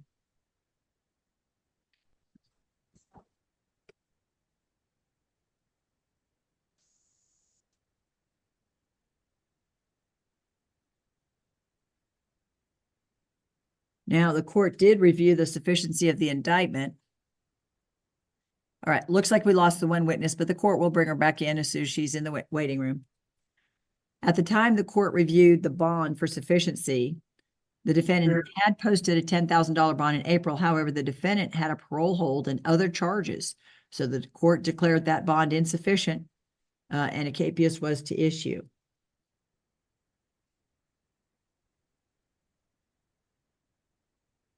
Looks like we've had a history of some disclosures that the parties had. We do have the affidavit to surrender the bond by the bondsman indicating there was a charge of violation of a protective order. Then on October 10th is when we see the motion for the bond. And we're showing a $20,000 bond had been set at some point, I guess. No, Your Honor, that's a typo. It's still, when I looked it up, it's still a no bond. It looks like that was a holdover from the last whoever's motion I drafted previously. I didn't correct it, so that's my fault. It should reflect no bond. Okay. All right, and it appears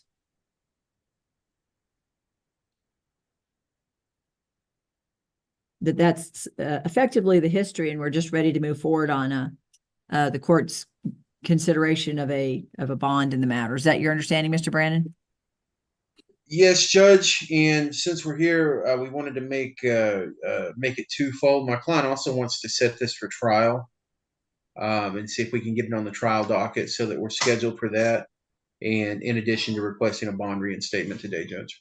All right. And does he have a parole hold still? No, he doesn't, Judge. It's my understanding after speaking with the jail that he was released on the parole hold with instructions to release from the facility here. I think that was the last time that we were going to have a bond hearing, but then we pulled out. I think that was indicated by the state. Last time I spoke with the jail, it hadn't changed, but that's my understanding. All right, Mr. Hazelton, if you'll look at that, it's going to be super important. If he has a parole hold, then this court's not going to set a bond. That doesn't help him. And we would have to set a bond, but the court does not have the authority to hold the bondsman obligated to a prior bond because he's already been released. And his filing indicates a violation of protective order, which is something that I don't have information of otherwise. Yes, Your Honor. I have on the jailing's end, there was a parole hold, I believe, in June, and on October 3rd, there is a TTY from the parole office saying, the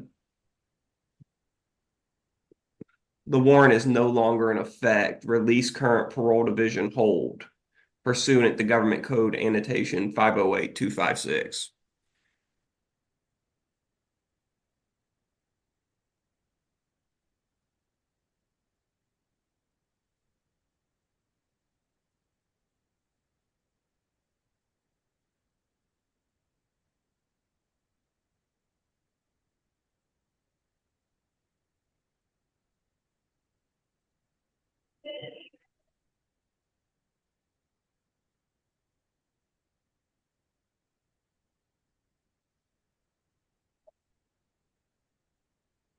Okay, so the suggestion being that at any time before the setting of a revocation hearing, the parole division may withdraw a warrant and continue the supervision of the offender. Yes, Your Honor. Is that y'all's understanding that he may actually still be out on parole, just not have a parole hold? That is I'm looking at through the system. Yes, Your Honor. That's how it appears to be. Do you have an idea of what he's on parole for? It will be an ag assault of a family member, first degree, out of Dallas County, Judge. The one that actually is charged in the indictment.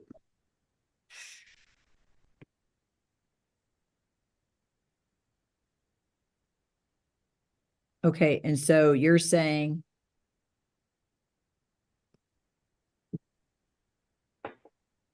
that the prior conviction that the state's relying on to make the assault of a family member, that previous conviction part of the indictment is what you're saying is what he's currently on currently on parole for. Correct, Judge. All right. Mr. Brandon, do you have information other than that? I don't have any information contrary to that, no, Judge. Okay.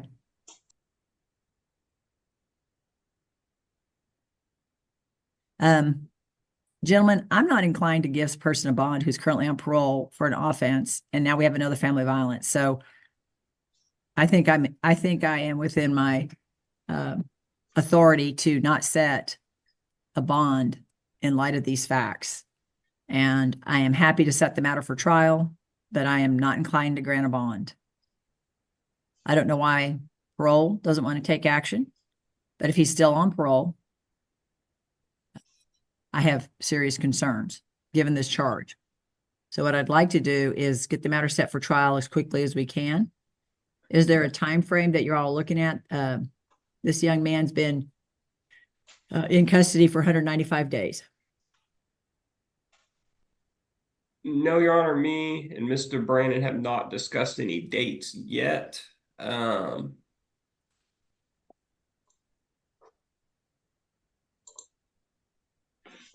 Does the February 26th work? I'm getting my calendar to load. All right. It's I apologize, Judge. Whatever was messing me up earlier is like dragging the internet down. Let's see. February the 26th for the trial date. Is that what you're saying? Yes. Yes. I'm good to go on that for trial. All right, gentlemen, if you'll look at your pretrial options that you're interested in. The state would propose January 24th. That'd give us about a month. That would be a 9 a.m. Wednesday morning. That's fine.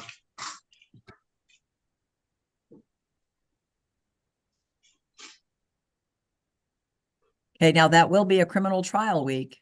We will have jury trials that week, and let's look at this. I want to make sure we can give you guys the time you need for your pretrial. That's a Timothy Nichols murder trial that we're trying for a third time.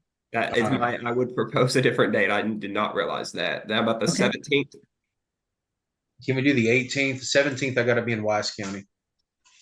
Leave the 18th would be grand jury, so does the 31st work? We can also do the 19th of January. That works. Is there a reason we can't do the 19th? No, Judge, 19th works. Okay. So that'd be a 1:30 setting.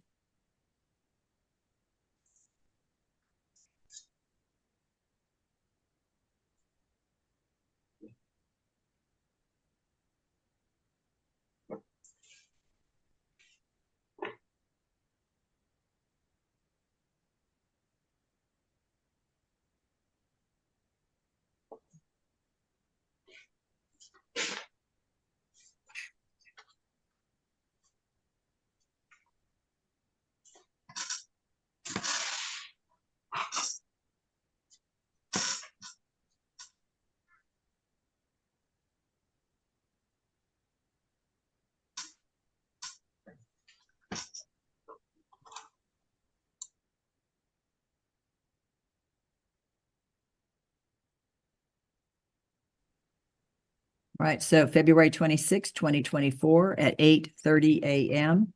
for our jury trial. And let me do this, Mr. Gutierrez, I'm assuming you want a jury to make the decision in your case, is that correct? Yes, Your Honor. Okay, and then we're going to have your pretrial hearing on January 19th, 2024. That's going to be a 1:30 p.m. setting. We'll have you appear via Zoom, unless we hear otherwise from your attorney indicating you want to be present in the courtroom for the hearing. Otherwise, we'll have it on the Zoom. Now, I do need the state's final offer on the record so this young man knows what the state's position is. 7 years confinement in the Texas Department of Corrections, $1,500 fine and restitution. All right, what's the restitution amount? Believe. I don't have the exact amount in front of me, Judge. Okay, can you make sure you get that and get that sent to defense counsel and copy the court so that'll be on file, so that the defendant is fully informed about what he is looking at if he wants to accept a plea agreement? Yes, Your Honor, I can do that. All right, and Mr. Brandon, is this your understanding of the last offer? That is my understanding of the last offer, and that's the offer that I conveyed to Mr. Gutierrez and we discussed. All right, so Mr. Gutierrez, I always just want to make sure the person is aware of what the offer is. So you'll know the court won't take any plea agreements after the pretrial. And that's okay. If you want the trial, I want you to have your trial. If you want the agreement or whatever you all negotiate, then you'll have to do that by at least the pretrial. Your attorney will be visiting with you way before then because he's going to be getting your case ready for you, okay? Yes, Your Honor. All right, sir. All right, very well. We'll have you go back to the holding, sir. Thank you so much. I'll see you on January 19th. Thank you. Thank you, ma'am. Okay, and for the jail, we need to bring Mr. Bellows back. We need to finish the hearing. We're not going to have the benefit of that other witness, but we'll finish up. Yeah.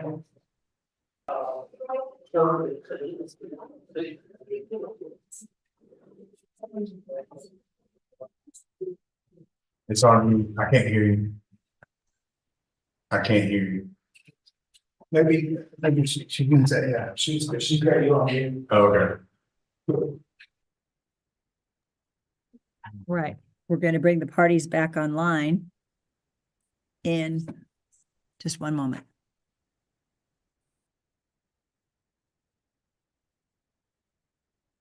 All right, we're bringing the parties back in. I apologize for our delays. Whoops, we got to bring Mr. Hazelton back in. All right, we've got the parties back on in CV 23-46562-1 and 563-1, Justin Thomas Bellows versus State. And we've not seen Mr. Anthony Cox in the waiting room. Have you heard any updates on that, Mr. Brandon? No, Judge, I texted him and I tried to call him and I haven't got a response. All right. Are you closing at this, resting and closing it on your motion? Yes, Judge, I'd rest and close at this point. All right. And Mr. Hazelton, any witnesses by the state? No, Your Honor. All right, we'll hear the final requests of the parties. We'll start with Mr. Brannon. Yes, Judge, at this point, Mr. Bellows is currently incarcerated at the Fannin County Jail. He has a $20,000 bond and a $40,000 bond respectively.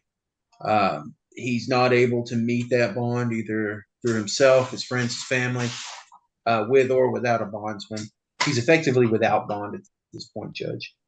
And what we would be requesting today is that he be given a PR bond so that he can be free, he can go back to work, get back in the routine of his life. As he indicated, he'll comply with all the conditions and whatever requisites there are to maintaining his freedom, and he'll comply with all bond conditions and bond meetings. And by his testimony, it's just at this point he just can't financially meet his bond, and so we'd be requesting a PR bond, or in the alternative that the bond be reduced significantly so that he can achieve liberty. Thank you, Mr. Brannon. Mr. Hazelton? Your Honor, the state would be objecting to the PR bond due to Mr. Bellows' 3 failures to appear on his pending misdemeanor cases in his criminal history, and also due to the fact that he lives in Oklahoma. And we would also request that a GPS monitor be attached to his body if he was to be released, Your Honor. And Your Honor, we would object to a GPS monitor. He's already indicated he's not able to meet the bond as it's set right now. I don't think that would be something that he would be able to meet financially, Judge.